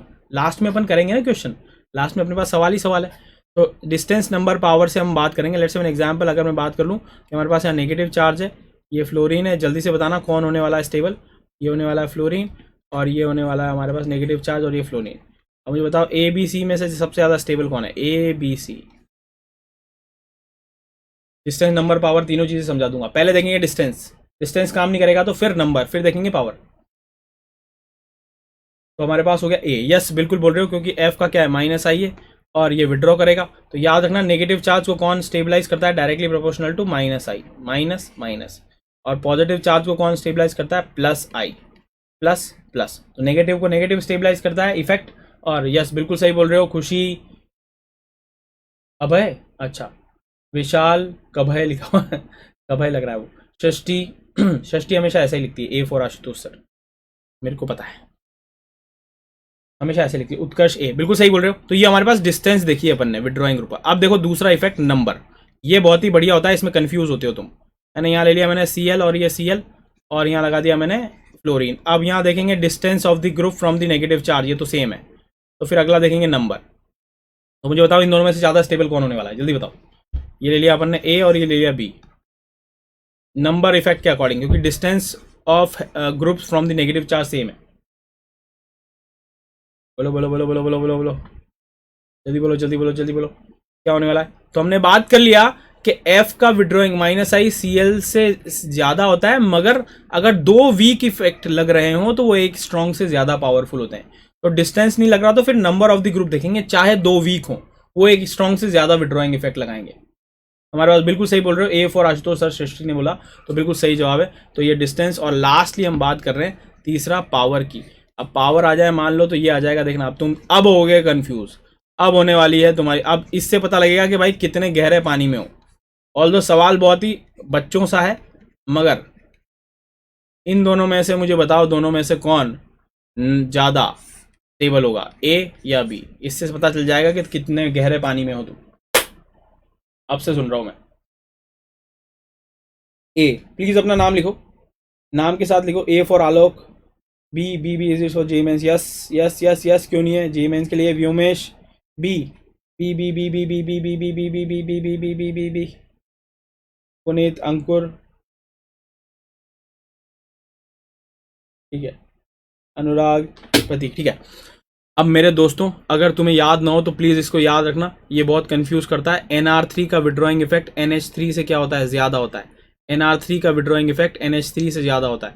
NR3 का विड्रॉइंग इफेक्ट NH3 से ज़्यादा होता है। इसका मतलब क्योंकि distance of the group same है, नंबर ऑफ द ग्रुप भी सेम है, तो फिर आंसर करेंगे पावर से। समझ गए तुम, समझ गए तुम, समझ गए तुम, समझ गए तुम, समझ गए तुम, है ना, है ना, है ना, है ना। चलो ये हो गया हमारे पास रिएक्शन इंटरमीडिएट, ऐसे चलेंगे दोस्तों। अब मैं तुमसे एक सवाल और पूछ लेता हूं बस, मुझे बताओ which is more stable, A B C. जल्दी से लिखो। ए, बेटा अपने पास समय नहीं है, जल्दी जल्दी लिखो, और बाद में तुम्हें नोट्स मिल ही जाने वाले हैं, इसके बाद नोट्स मिल जाने वाले हैं तुम्हारे पास,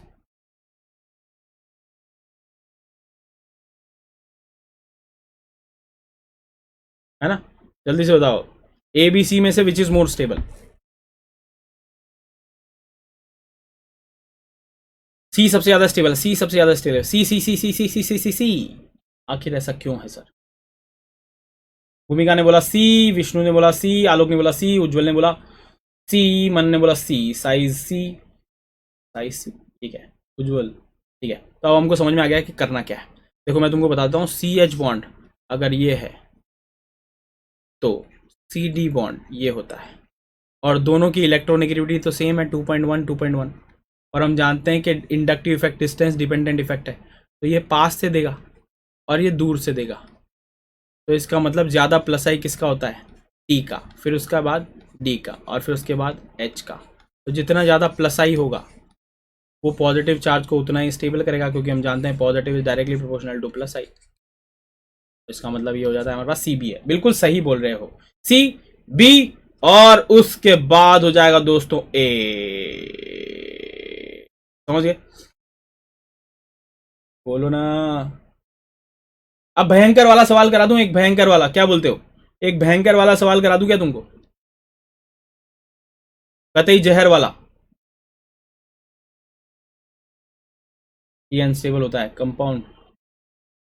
हम रेडियो एक्टिविटी की बात नहीं कर रहे हैं, डीके की बात नहीं कर रहे, डीके कंसिडर नहीं कर रहे, है ना। टी अनस्टेबल है। चलो अब मुझे बताओ, ओए होए ये है सवाल, और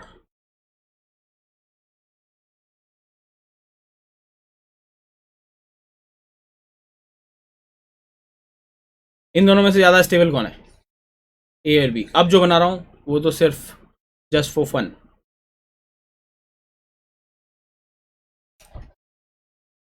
ऐसा नहीं लग रहा कोई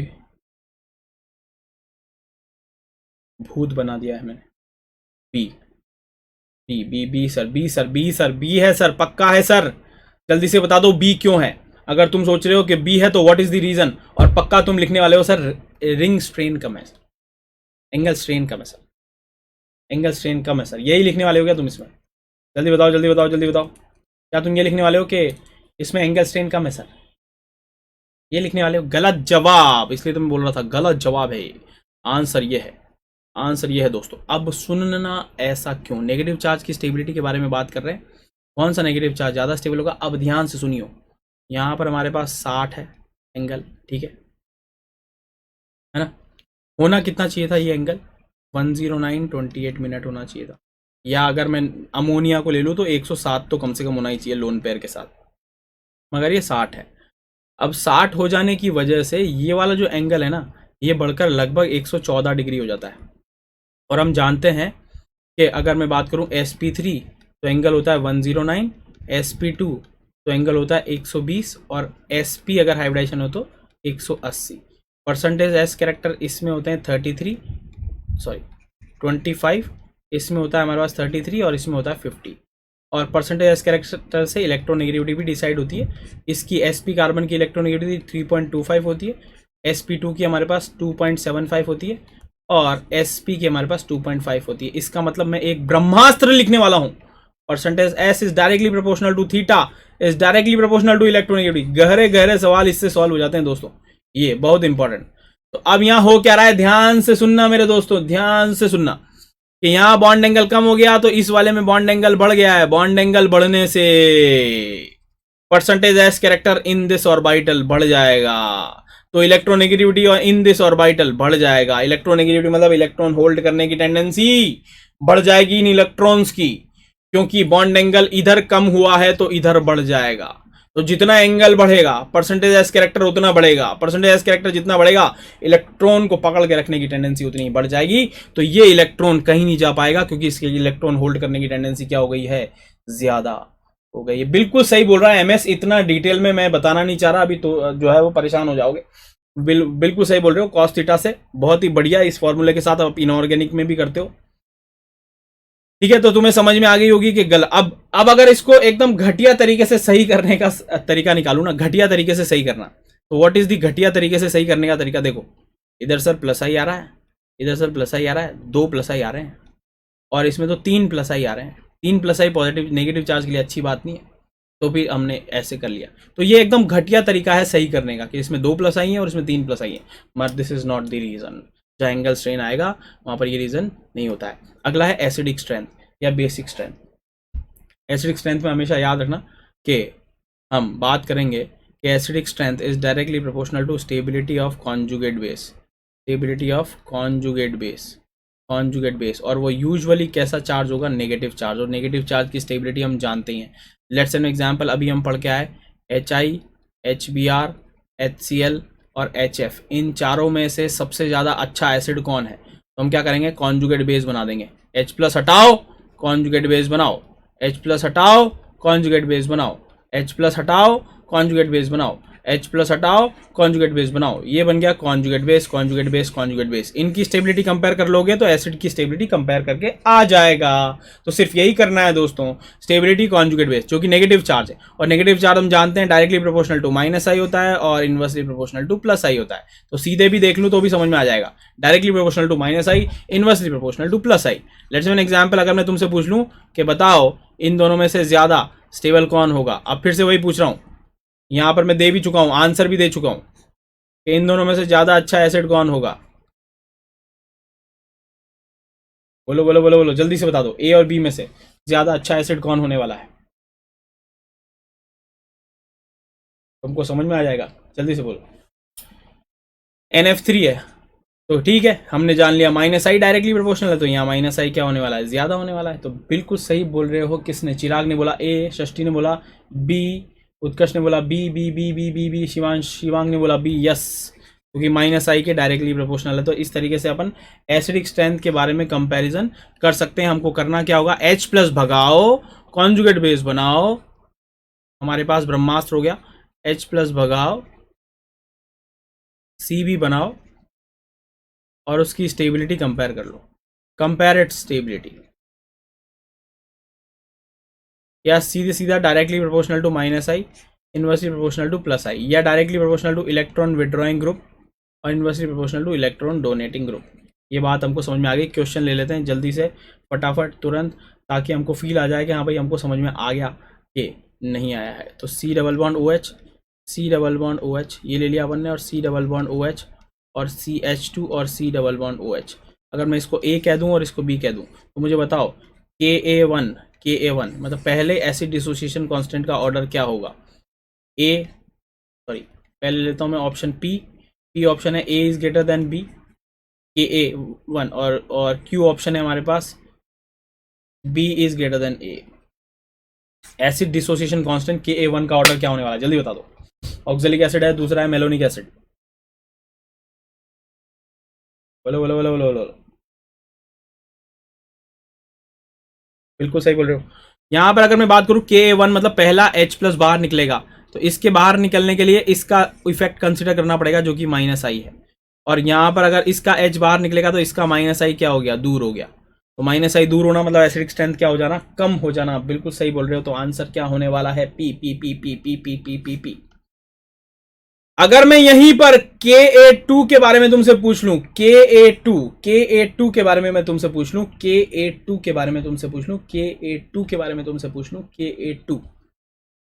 Ka2 मतलब दूसरा एसिड डिसोसिएशन हमको करना है, पहला हो चुका, मतलब now question is of this, इन दोनों में से अब बताओ कि किसकी एसिडिक स्ट्रेंथ ज्यादा होगी? This denotes what? Ka2। तो अब जब बात करेंगे इसके एच के निकलने की, तो फिर इसका इफेक्ट कंसिडर करना पड़ेगा, और negatively charge species always donates. तो प्लस आई, और प्लस आई एसिडिक स्ट्रेंथ के लिए अच्छी बात नहीं है। तो जितना दूर हो उतना अच्छा, जितना दूर हो उतना अच्छा। हाँ, सेम ही होगा, एग्जैक्टली सेम होगा। समझ में आ गया तुमको? हाँ बिल्कुल सही बोल रहे हो। तो हम एसिडिक स्ट्रेंथ के बारे में एक ब्रह्मास्त्र लिख लेते हैं, directly proportional to stability of conjugate base, directly proportional to K A, directly proportional to concentration of H plus, inversely proportional to pKa, inversely proportional to pH, directly proportional to pKb, ठीक है, directly proportional to pOH।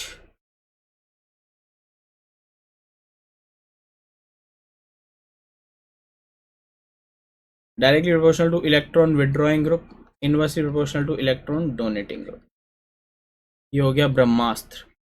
ये हो गया हमारे पास कैसा concept, की concept. Sir आप चमक रहे हो, थैंक यू। तुम पढ़ते रहोगे तो और चमकेंगे, ठीक है, समझ में आ गया। तो ये हो गया हमारे पास कैसा, एसिडिक स्ट्रेंथ। बेसिक स्ट्रेंथ बिल्कुल उल्टा हो जाएगा। बेसिक स्ट्रेंथ के बारे में directly proportional to what, plus I, inversely proportional to what, minus I, है ना। बेसिक स्ट्रेंथ का ऑर्डर ये होता है। अगर बेसिक स्ट्रेंथ के बारे में सवाल पूछ लें तो तुमको समझ में आ जाएगा कि करना क्या है। लेट्स एन एग्जाम्पल, अगर मैं पूछ लूँ कि बताओ इसमें से और इसमें से किसकी बेसिक स्ट्रेंथ ज़्यादा होगी। ये हमारे पास ए है, this is A, this is B, तो किसकी बेसिक स्ट्रेंथ जो है वो ज़्यादा होगी, ए या बी? जल्दी बताओ बेटा, अपने पास समय नहीं है अब, अपने पास समय नहीं है अब प्रीवियस स्लाइड के लिए। जल्दी जल्दी, ये नोट्स तो बाद में मिल जाएंगे दोस्त, जल्दी बता दो फटाफट। बी, सृष्टि का आंसर आ चुका है बी। ए, केपी का आंसर आ गया ए, और शक्ति का आंसर आ चुका है बी। उज्जवल का आंसर आ चुका है B. B B B B B B. Answer बड़ा आसान है मेरे दोस्तों। This nitrogen is sp2 and this nitrogen is sp3। Electronegativity इसकी क्या है, कम है। इसकी इलेक्ट्रोनेगेटिविटी क्या है, ज़्यादा है। तो इलेक्ट्रॉन होल्ड करने की टेंडेंसी ज़्यादा है। यहाँ तो हमको डोनेट करना है, directly proportional to lone pair donating ability. तो जो ज़्यादा डोनेट करेगा वही बेस ज़्यादा होगा। लोन पेयर डोनेटिंग एबिलिटी किसकी ज़्यादा है, ए या बी की? ऑब्वियसली जो इलेक्ट्रॉन होल्ड करके नहीं रखेगा वही डोनेट कर पाएगा। तो आंसर क्या होने वाला है, बी, यस, है ना। तो बेसिक स्ट्रेंथ, अब जो अपन रिलेटिव बेसिक स्ट्रेंथ की कहानी अपन बात करते हैं, 2130 2310। प्लीज ये आप कहाँ से पढ़ने वाले हैं, ये आप पढ़ने वाले हैं नाइट्रोजन कंटेनिंग कंपाउंड। इसकी मैंने एक बहुत भयानक ट्रिक बना रखी है जो कि केपी को अच्छे से याद होगी, है ना। और वो नाइट्रोजन और यूट्यूब पर भी है हमारे पास, तो आप वहां जाकर ये वाली ट्रिक, चोर वाली ट्रिक जरूर देखें, ताकि आपको जो है रटने की कोई जरूरत नहीं पड़ेगी। ये अपन यहाँ नहीं बताएंगे, है ना। अमाइंस वाली, धूम चोर वाली, बिल्कुल सही बोल रहे हो केपी।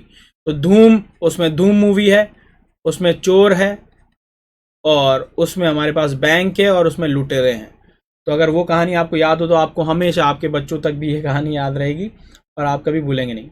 मेरे को भी याद है ना, याद रहेगी बिल्कुल। एनएससीसी का सवाल है कि what is the decreasing order of basicity of 4 halides ion. जल्दी बताओ, एनएससीसी मतलब अच्छा सवाल पूछता है, मेरे को भी याद है।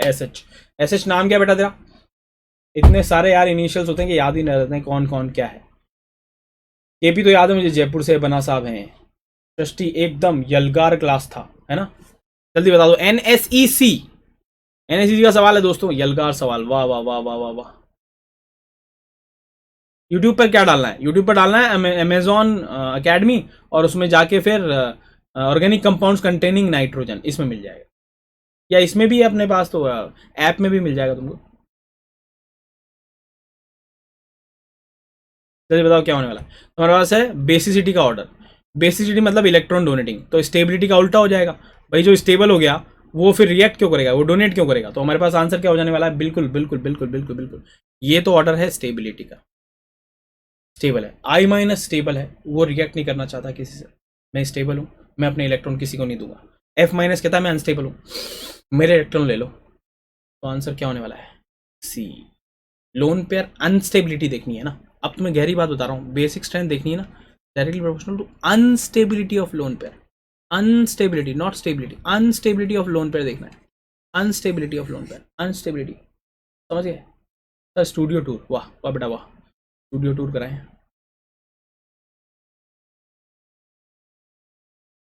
अरे स्टूडियो टूर तो बहुत सारी जगह करा सकते हैं, यहाँ अभी अपने पास समय नहीं है ना, अपना लक्ष्य है जल्दी से आ गए। अब हम आ चुके हैं द रेजोनेंस पर दोस्तों। अब जो बता रहा हूँ बहुत तेजी से समझना। रेजोनेंस आखिर, अब देखो बहुत सारी आगे पीछे की बातें भी बताता था मैं कि रेजोनेंस आखिर जरूरी क्यों है, ये सब छोड़ो। अब सीधे बात करते हैं कि रेजोनेंस के टाइप्स।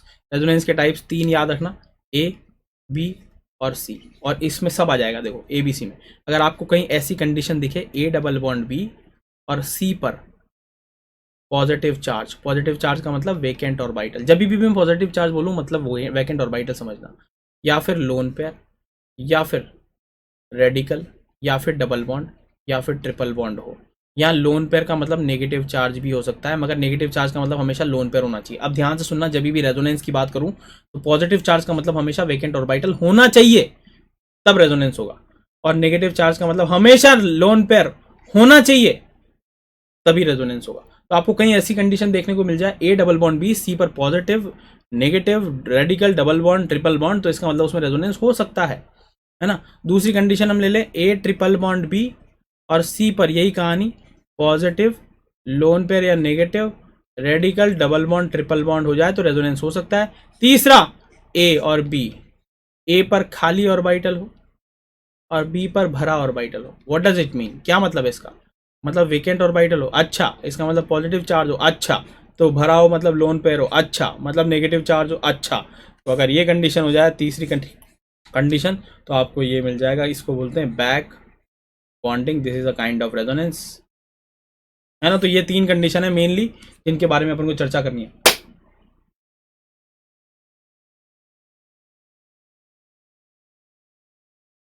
ए बी सी समझ गए तुम। सर 2 में 3 बॉन्ड नहीं होगा ना, क्यों नहीं होगा, ऐसा हो सकता है ना। Let's say C triple bond C, C triple bond C, हो गया रेजोनेंस, क्यों नहीं होगा ट्रिपल बॉन्ड।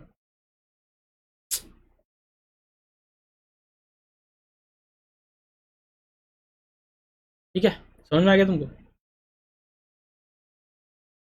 सर पहले वाले में नहीं होगा ना, क्यों नहीं होगा, ए double bond let's say C double bond C, C triple bond C, समझ गए।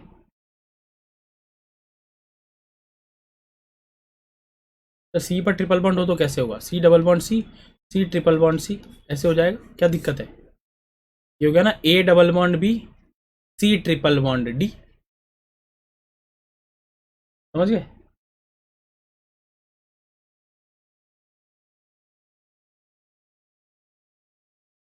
ठीक है, तो अब जल्दी जल्दी करते हैं, अपने पास समय नहीं है दोस्तों। तो ये कंडीशंस मेनली हो गई। अब इसके बाद जो है ना, जो तुम्हें नहीं चमकता है वो है इलेक्ट्रॉन फ्लो। इलेक्ट्रॉन फ्लो किधर कराएं सर, ये समझ नहीं आता, तो उसके लिए अपने पास एक और ट्रिक है। ये देखो जरा, इलेक्ट्रॉन फ्लो, पहले नेगेटिव चार्ज जो इलेक्ट्रॉन रिचनेस है, फिर उसके बाद लोन पेयर या रेडिकल, फिर उसके बाद हमने ले लिया डबल बॉन्ड, फिर उसके बाद हमने ले लिया पॉजिटिव चार्ज। अगर आपको ये देखने को मिल रहा है तो इलेक्ट्रॉन का फ्लो आप ऐसे दिखाएंगे, डबल बॉन्ड ट्रिपल बॉन्ड। आखिर इनको ऊपर क्यों रखा है, क्योंकि ये नॉन बॉन्डेड है। नॉन बॉन्डेड जो किसी से बंधे हुए न हो वो इलेक्ट्रॉन फ्लो पहले करते हैं, ये बॉन्डेड है तो इसके बाद ये लेस फ्लो करेंगे, और पॉजिटिव का मतलब तो है ही नहीं इलेक्ट्रॉन, तो इलेक्ट्रॉन का फ्लो ऐसे दिखाना है। What does it mean, CH2 double bond CH और NH2, मान लो ये रेजोनेंस हुआ। अब रेजोनेंस किस तरीके का है पहले पहचानो, ए डबल बॉन्ड बी, सी पर पॉजिटिव चार्ज, सॉरी सी पर लोन पेयर। अब रेजोनेंस किधर होएगा ये पहचानने के लिए इधर देखो, यहाँ पर लोन पेयर और डबल बॉन्ड के बीच में रेजोनेंस है, लोन पेयर और डबल बॉन्ड के बीच में, तो कौन किधर मूव करेगा, now lone pair will move towards double bond, ऐसा याद रखना है। ठीक है, तो lone pair will convert into double bond. Now you will make 2 changes, lone pair will convert into bond pair, सबसे छोटी डेफिनेशन यही होती है रेजोनेंस की। Lone pair will convert into bond pair, bond pair will convert into lone pair, बस ऐसा करके बना के बता दो। अब इसका रिजल्टेंट क्या हो जाएगा, negative charge CH double bond NH2 plus, है ना। बोलो बोलो बोलो बोलो। अब मैं तुमसे एक सवाल पूछ लेता हूँ, question, which of the following, which of the following will not show resonance, इनमें से कौन सा रेजोनेंस शो नहीं करेगा। पहला, कॉन्जुगेशन भी वर्ड यूज किया जाता है इसके लिए। पहला, कौन रेजोनेंस शो नहीं करेगा, पहला सवाल ये रहा आपकी कंप्यूटर स्क्रीन पर। CH2 डबल बॉन्ड CH और BH3 माइनस। दूसरा सवाल CH2 double bond CH NH3 plus. तीसरा सवाल CH2 double bond CH Cl। और चौथा है हमारे पास 1 and 2 बोथ। जल्दी से बता दो कौन रेजोनेंस शो नहीं करेगा, जल्दी से बोल दो इनमें से किस में रेजोनेंस नहीं होगा। इसके बारे में मैं बात कर चुका, पॉजिटिव नेगेटिव के बारे में मैं बात कर चुका कि क्या होना चाहिए। जल्दी से बता दो फटाफट। अतर का आंसर आ गया ए और प्रगति का आंसर आ चुका है सी और डी, और डी किसी का नहीं गया। फोर्थ पे 1000 रुपये लगा देता हूँ सर। वाह वाह वाह। तो हमारे पास इस पे 1000 रुपये लग चुके हैं दोस्तों, और लगता है मेरे पास मनी ऑर्डर आने ही वाला है। विष्णु का आंसर आ चुका है सी। किस में, पहले ये सुनना किस में नहीं है, ये सिल्ली वाली मिस्टेक होती है, इसको बोलते हैं सिल्ली वाली मिस्टेक। नहीं है पूछा है अंकल, ऐसी हरकतें कर रहे हो तुम लोग। उज्जवल पहले देख नहीं लिखा हुआ है। सृष्टि ने आंसर किया, which of the following will not show resonance. Will not show, will not show, will not show में 3 कैसे बोल रहे हो तुम? अरे विल नॉट शो, हे प्रभु विल नॉट शो बोल रहा हूं मेरे भाइयों। अगर मैं तुम्हारी जगह होता ना, मैं तुम्हारी जगह होता तो मैं लिखता ये।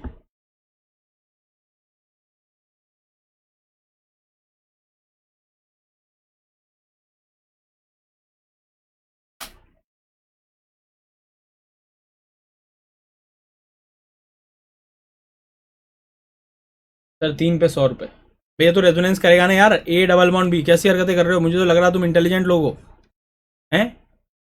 सी पर लोन पेयर है, फिर लोन पेयर मैं थोड़ी दिखाऊंगा। सीएल में लोन पेयर है तो रेजोनेंस है। अब यहाँ ये इसमें भी रेजोनेंस नहीं है, इसमें भी रेजोनेंस नहीं है सर। है ना condition, A double bond B C पर नेगेटिव चार्ज, आपने ही तो बताया था।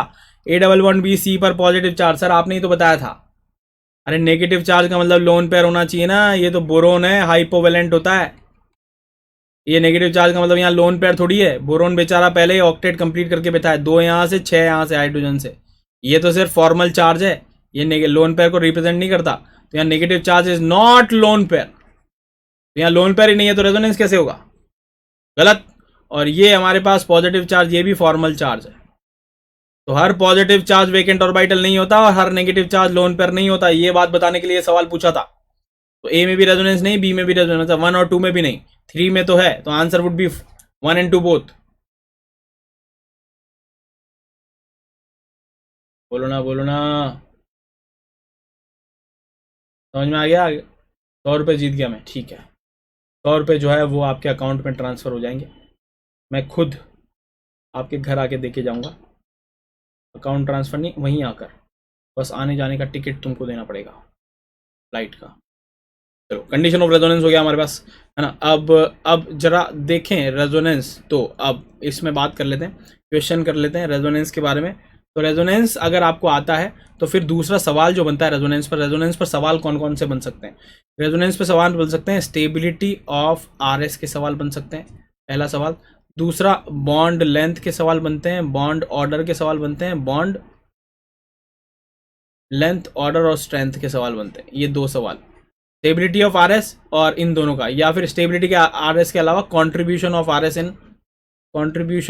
आरएस इन आरएच, ये भी एक सवाल बनता है।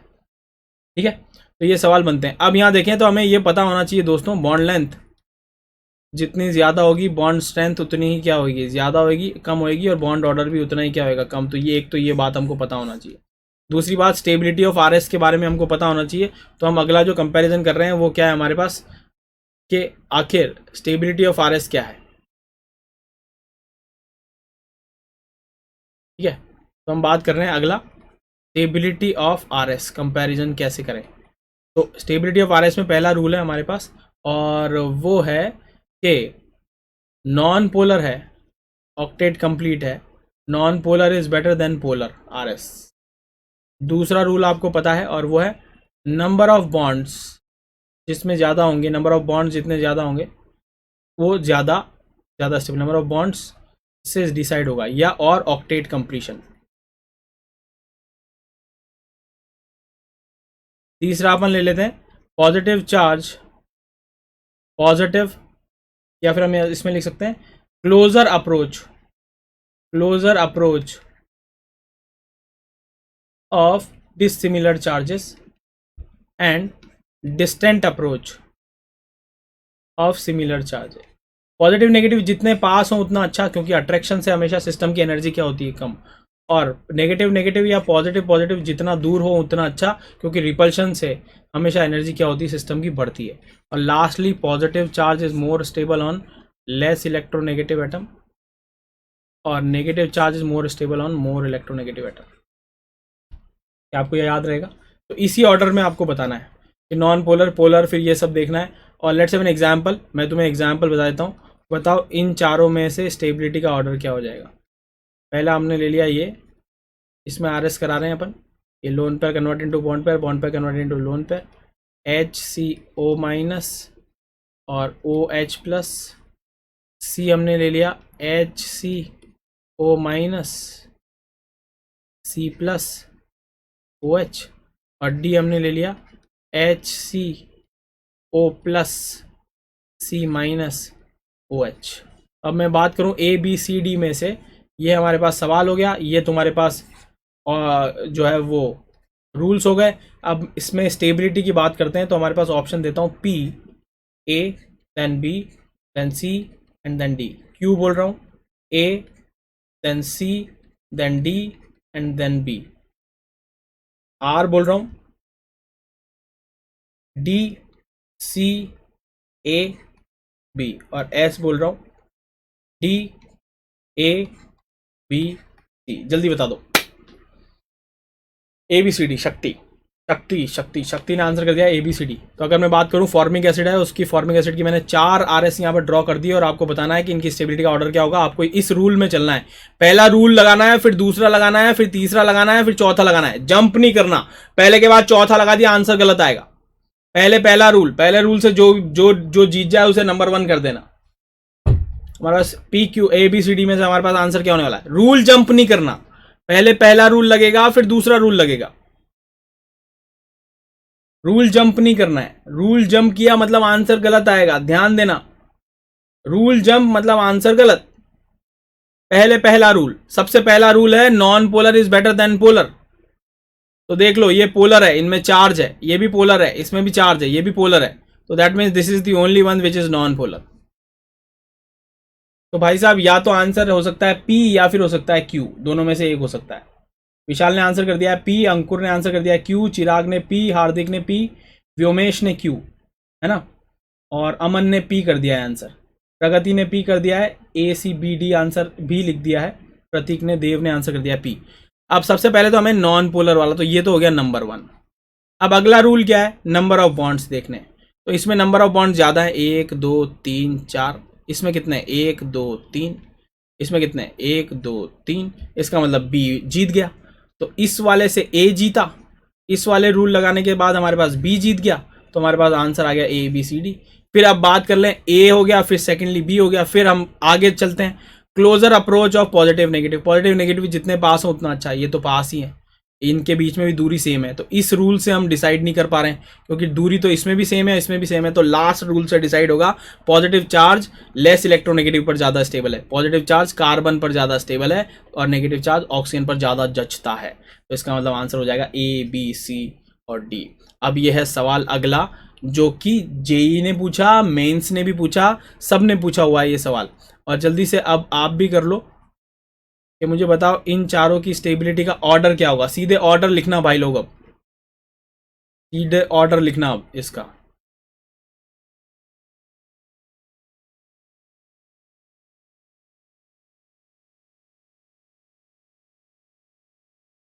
सीधे ऑर्डर लिखना है अब आपको।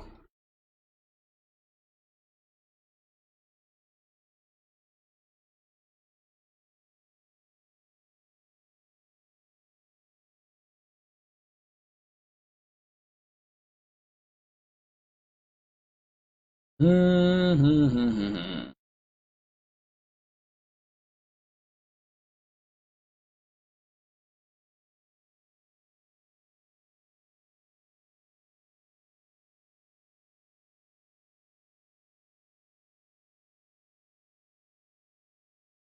ये है हमारे पास 4, और ये जेई मेंस में भी पूछा है और एडवांस में भी पूछा है सर, रेजोनेंस से सब में है एसटी।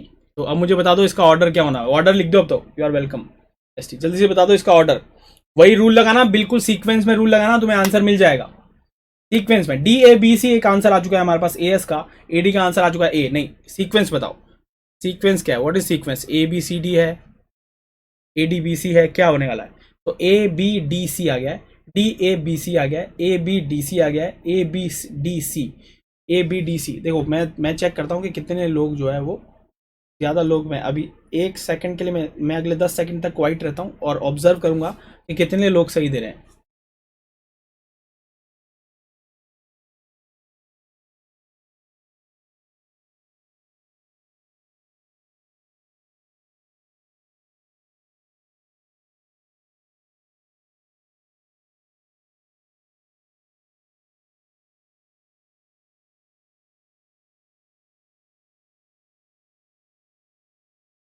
ठीक है, तो हमारे पास आंसर आ चुका है। पहला रूल लगा लेते हैं। बिल्कुल सही बोल रहे हो, बहुत सारे लोगों ने सही जवाब दिया, जैसे सी एस ने सही जवाब दिया है ना, और के ए ने भी बिल्कुल सही जवाब दिया है।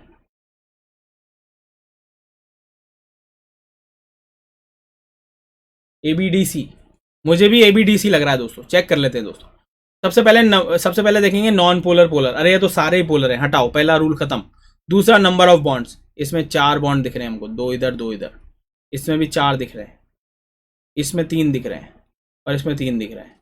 इसका मतलब हमें पता चल गया ए और बी ज़्यादा स्टेबल है compare to C and D, ये तो पता लग गया, सेकंड रूल से। फिर तीसरा, पॉजिटिव नेगेटिव जितना पास हो उतना अच्छा, और समझ में आ गया, तो पॉजिटिव नेगेटिव जितना पास हो उतना अच्छा, तो ठीक है, इसका मतलब ये तो ठीक है, इन दोनों में लागू ही नहीं हो रहा है। फिर अगला रूल देखेंगे चौथा, तो चौथा कहता है negative charge more stable on nitrogen, more electronegative, तो इसका मतलब A is more stable than B.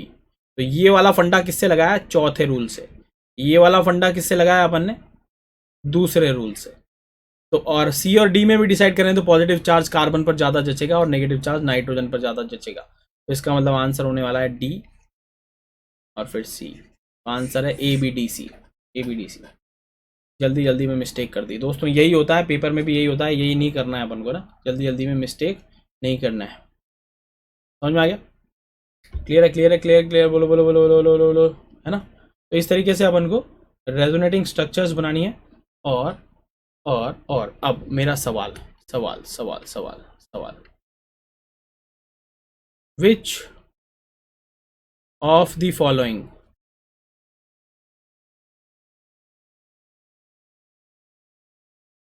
Has nitrogen with its lone pair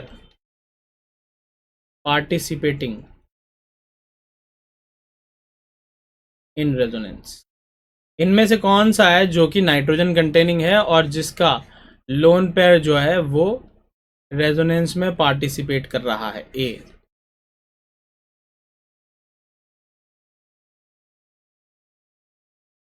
B. बहुत ही गहरा सवाल है दोस्तों, अच्छे अच्छों को समझ नहीं आता है। ए और बी में से कौन है जिसका लोन पेयर रेजोनेंस में पार्टिसिपेट कर रहा है, जल्दी बताओ। एस आर मेरे बेटा, अपन समझ रहे हो तुम, 16 लेक्चर में से आधा कर लो, 8 लेक्चर, 8 इंटू 1.5 कर लो, आप समझ रहे हो, 12 घंटे, 12 घंटे की क्लास अपन सिर्फ 1.5 घंटे में कर रहे हैं। नोट्स तो तुम्हें बाद में मिल जाएंगे मेरे भाई। आंसर आ गया प्रगति का बी, विंगलैंड का आंसर आ गया बी, शिवानी का है बी, उज्जवल का है बी, और बी मैं करेगा क्योंकि ए में तो नहीं होता है बी, हाँ ठीक है। तो ए में it will not go into resonance, if it will go into resonance, hybridization of nitrogen will become sp, and sp means it has to create an angle of 180 degree which is not possible in the ring। Ring में possible नहीं है क्योंकि 180 angle नहीं बनेगा। यहां पर lone pair can go into resonance, it can go into resonance क्योंकि यहां नाइट्रोजन कैन मेक 180 डिग्री।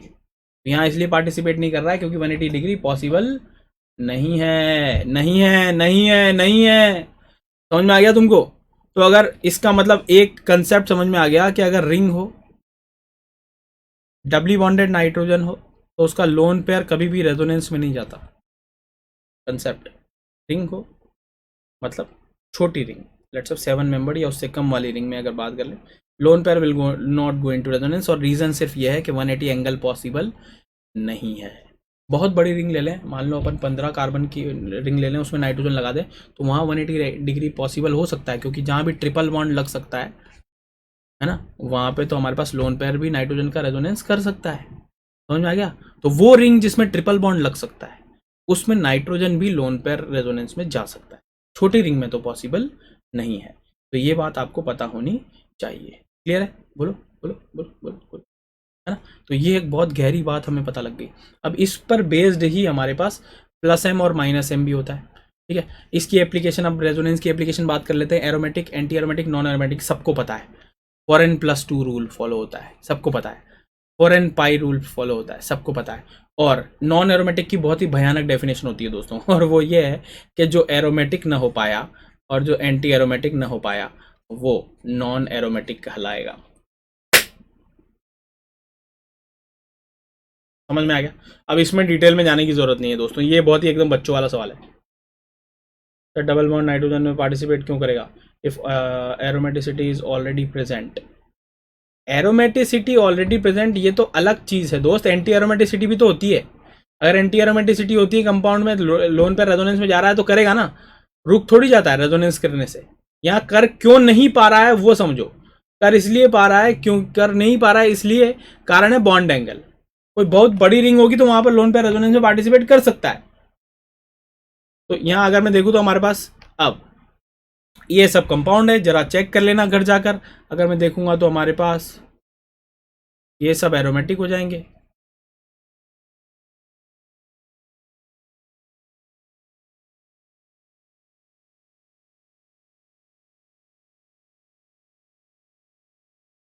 इसमें ये कंपाउंड इंपॉर्टेंट है ना, ये वाला कंपाउंड इंपॉर्टेंट है।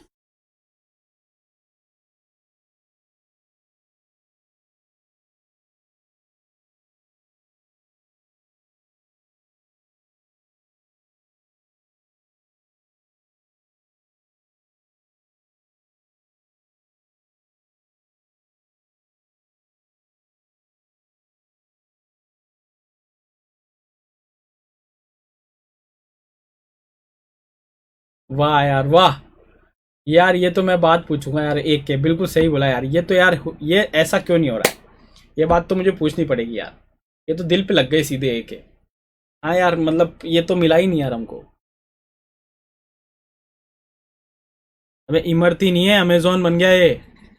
Amazon, A M A Z O N। हाँ ये बात भी सही है यार, अब मैं मिर्ज़ापुर कैसे देखूंगा? ये तो यार पॉइंट है भाई, वैलिड पॉइंट है यार, इस पे बात करनी पड़ेगी दोस्तों। देखो जब भी आपको एरोमेटिक और एंटी एरोमेटिक के बारे में पूछा जाएगा, एक दो चीजें हमेशा याद रखें। एक तो इसको ऐसे पूछा जा सकता है कि विच of the following compound is not stable at room temperature, मतलब वो पूछ रहा है एंटी एरोमेटिक। दूसरा, जब भी ऑक्सीजन का बॉन्ड आपको ऐसे दिख जाए तो उसको ऐसे तोड़कर देखना, जब भी एरोमेटिक और एंटी एरोमेटिक के बारे में पूछेगा तो ऐसा। तो अब ये पॉजिटिव चार्ज तुम यहां देख लोगे तो इसका मतलब ये एरोमेटिक हो जाएगा, है ना? जब भी ऐसा हो तो तुम ऐसे देखना। क्लियर है? जैसे कि मान लो ये पूछ ले कि एरोमेटिक है कि नहीं, तो ये बॉन्ड को घुमा कर पूछना, सर हमारे डोरेमोन, क्या कोई बात नहीं, मैं हूँ यार तुम्हारा डोरेमोन। डोरेमोन होना तो बहुत बड़े सौभाग्य की बात है, इसका मतलब मेरे पास तुम्हारे कई चीज़ों का जवाब है, बस इसलिए तुम डोरेमोन बोल रहे हो, बहुत ही अच्छा है, तो मैं वो मानता हूँ मेरे लिए कॉम्प्लीमेंट, है ना? रेजोनेंस, अब इसके बाद सवाल करेंगे जल्दी से ना, रेजोनेंस एनर्जी क्या है? रेजोनेंस एनर्जी की बात करेंगे बहुत डिटेल में, मैंने पहले भी पढ़ाया हुआ है, जाकर देख सकते हो previous lectures. Resonance energy is directly proportional to quality of resonance, है ना? Quality of resonance please, quality of resonance. Then if quality of resonance same, if same, अगर क्वालिटी ऑफ रेजोनेंस सेम हो तो फिर देखेंगे क्वांटिटी ऑफ रेजोनेंस। कैसे? For an example, example से समझो, जल्दी से सवालों का जवाब देते जाना ताकि मैं एक्सप्लेन करते जाऊं। कि अगर मैं बात करूं कि हमारे पास बताओ किस में रेजोनेंस एनर्जी ज़्यादा होगी, CH2 डबल बॉन्ड CH और यहाँ ले लिया मैंने Cl, जल्दी से बता दो, ए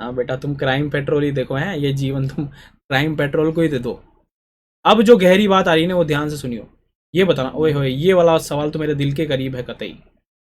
बताओ रेजोनेंस एनर्जी किसकी ज्यादा होगी? ओए होए, क्या सवाल दिमाग में आया है भाई साहब।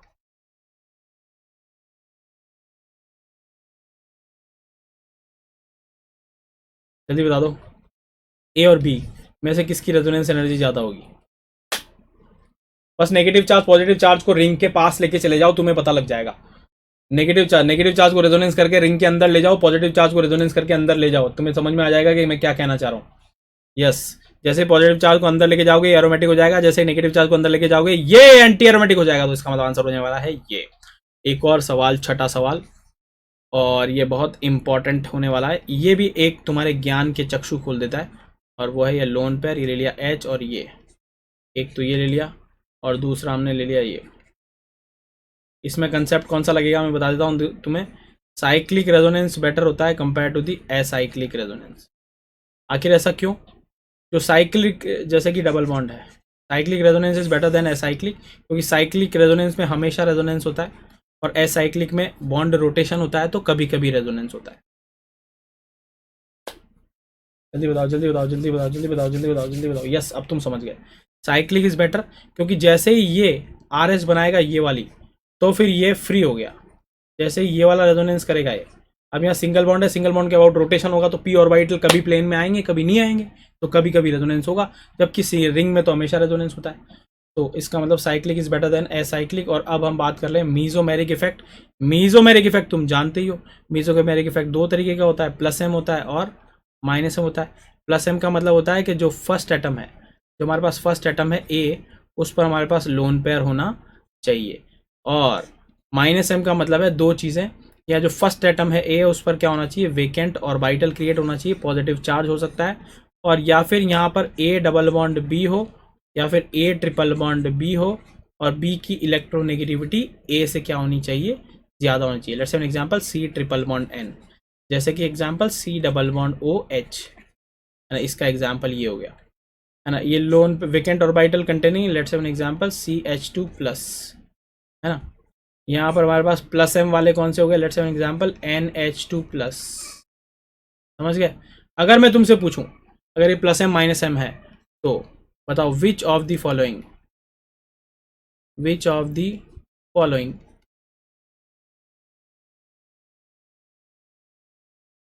Will show plus M and minus M both. इसमें से कौन जो है वो प्लस एम और माइनस एम दोनों शो करेगा?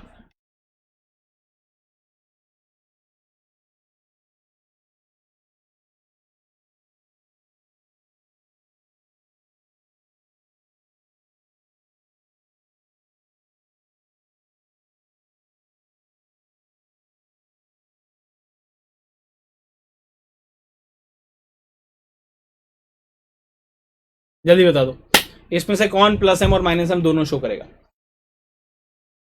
व्हाइट कलर यूज करो सर। सर हमारे जियान, वाह बेटा वाह, बस अब यही करते रहो तुम, जियान सुनियो है।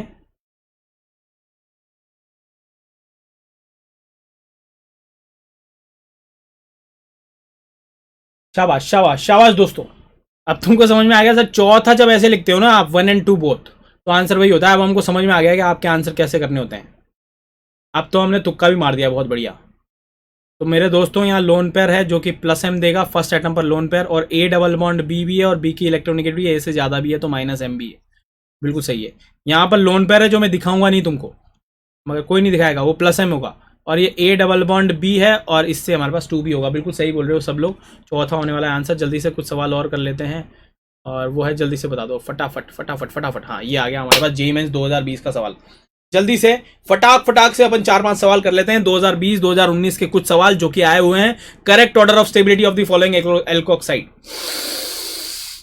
एक गहरी सांस, और ये सवाल सॉल्व हो जाएगा दोस्तों। सर तो इसका प्लस एम लेंगे या माइनस एम? अगर प्लस एम माइनस एम दोनों लग रहे हो, जीवन में याद रखना, अगर तुमने किसी को कुछ दिया प्लस एम, किसी से कुछ छीना माइनस एम, प्रभु जो ज़्यादा देखता है ना, वो है तुमने कितने अच्छे काम किए। हमेशा डोनेशन मायने रखता है, विड्रॉ करना कभी भी मायने नहीं रखता। तो प्लस एम माइनस एम में से अगर किसी एक को चूज करना है तो प्लस एम हमेशा क्या बोलते डोमिनेट करने वाला है। सी आ गया हमारे पास, सी आ गया। सी कुछ देखो, विंगलेट ने आंसर कर दिया है सी, बहुत सारे लोगों ने, व्योमेश ने आंसर कर दिया है, विष्णु, ठीक है ठीक है ठीक है, तो सब लोगों ने आंसर कर दिया है। एक दूसरे का चीटिंग करते हुए सब लोगों ने आंसर कर दिया है कि सर इसमें जो है वो एक्सटेंडेड रेजोनेंस है, इसमें हमारे पास इसका क्रॉस रेजोनेंस हो जाएगा, तो और इसमें तो रेजोनेंस है ही नहीं, तो आंसर क्या हो जाएगा सी। बिल्कुल सही बोल रहे हो।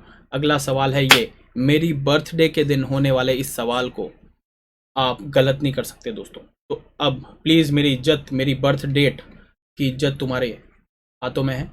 प्लीज़ आप कुछ ऐसा करो ताकि ये सवाल जो है सब लोग सही करो। तो इसका तो मैं भी अटेम्प्ट करता हूँ, क्योंकि मेरी बर्थडे का सवाल है, तो मैं भी अटेम्प्ट करना मेरा बनता है। अरे मैं कर लूँगा तो फिर तुम कैसे करोगे? नहीं, तुम ही करो।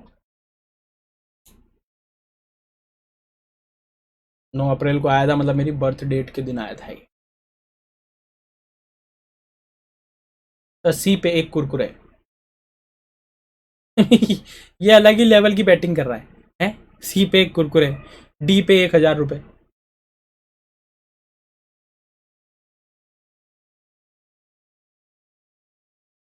गोवा से है लगता है ये बच्चा गोवा से है लग रहा है। हर आंसर जो है वो सिर्फ बेटिंग स्टाइल में ही देता है।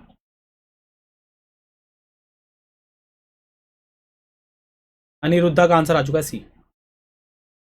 सर मैथ्स क्लास है, बस हो गया यार, 2 मिनट में खत्म कर रहे हैं, चिंता मत करो। सी आ गया हमारे पास आंसर। हमारे पास कह रहा है कि ये क्या कह रहा है, ये इलेक्ट्रोफिलिक एरोमेटिक सब्स्टिट्यूशन। तो जिसके पास इलेक्ट्रॉन सबसे ज़्यादा होंगे तो बी के पास सबसे ज़्यादा है, फिर उसके बाद सी पर है, फिर उसके बाद ए है, और फिर उसके बाद डी है। तो हमारे पास क्या आ गया, बी सी ए डी। कहाँ है बी सी ए डी? ये हमारे पास आंसर आ जाएगा सी। जल्दी से एक सवाल और कर लेते हैं यार, फिर निकल लेते हैं। Arrange the following labelled hydrogens in decreasing order of acidity. ये वाले सवाल और कर लेते हैं क्योंकि ज़रूरी है दोस्तों, सवाल पिछले साल के करने ज़रूरी हैं। तो जल्दी से मुझे बता दो। इस सवाल पर जो है मैं तुम्हें दूंगा एक स्माइली।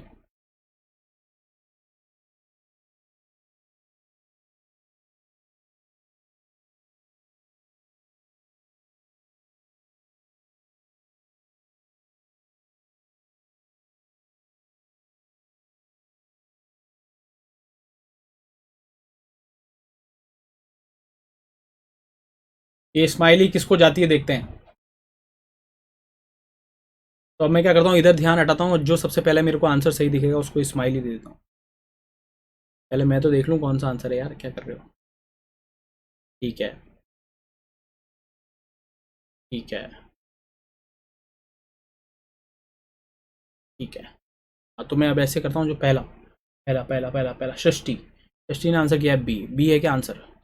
चेक कर लेते हैं। सबसे पहले कार्बोक्सिलिक एसिड, फिर सी ओ एच के बाजू में NO2 या -M लगा रहा होगा, तो ये सही है। ऑक्सीजन और कार्बन में से, ट्रिपल बॉन्ड में से ऑक्सीजन की इलेक्ट्रॉनिक ज़्यादा होती है, तो फिर हमारे पास बी, फिर उसके बाद सी, और फिर उसके बाद डी, और उसके बाद फिर क्या हो गया हमारे पास ए। ऐसा कौन सा आंसर है? ऐसा कौन सा आंसर है? बी। तो षष्ठी को जाता है ये स्माइली, तो this smiley goes to Shashthi.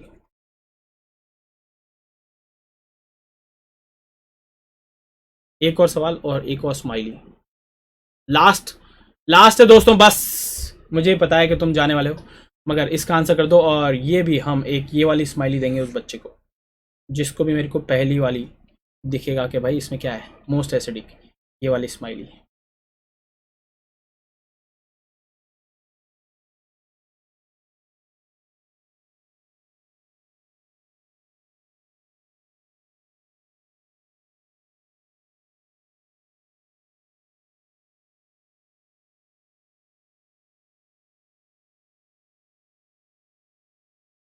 Cool dude है, कूल डूड,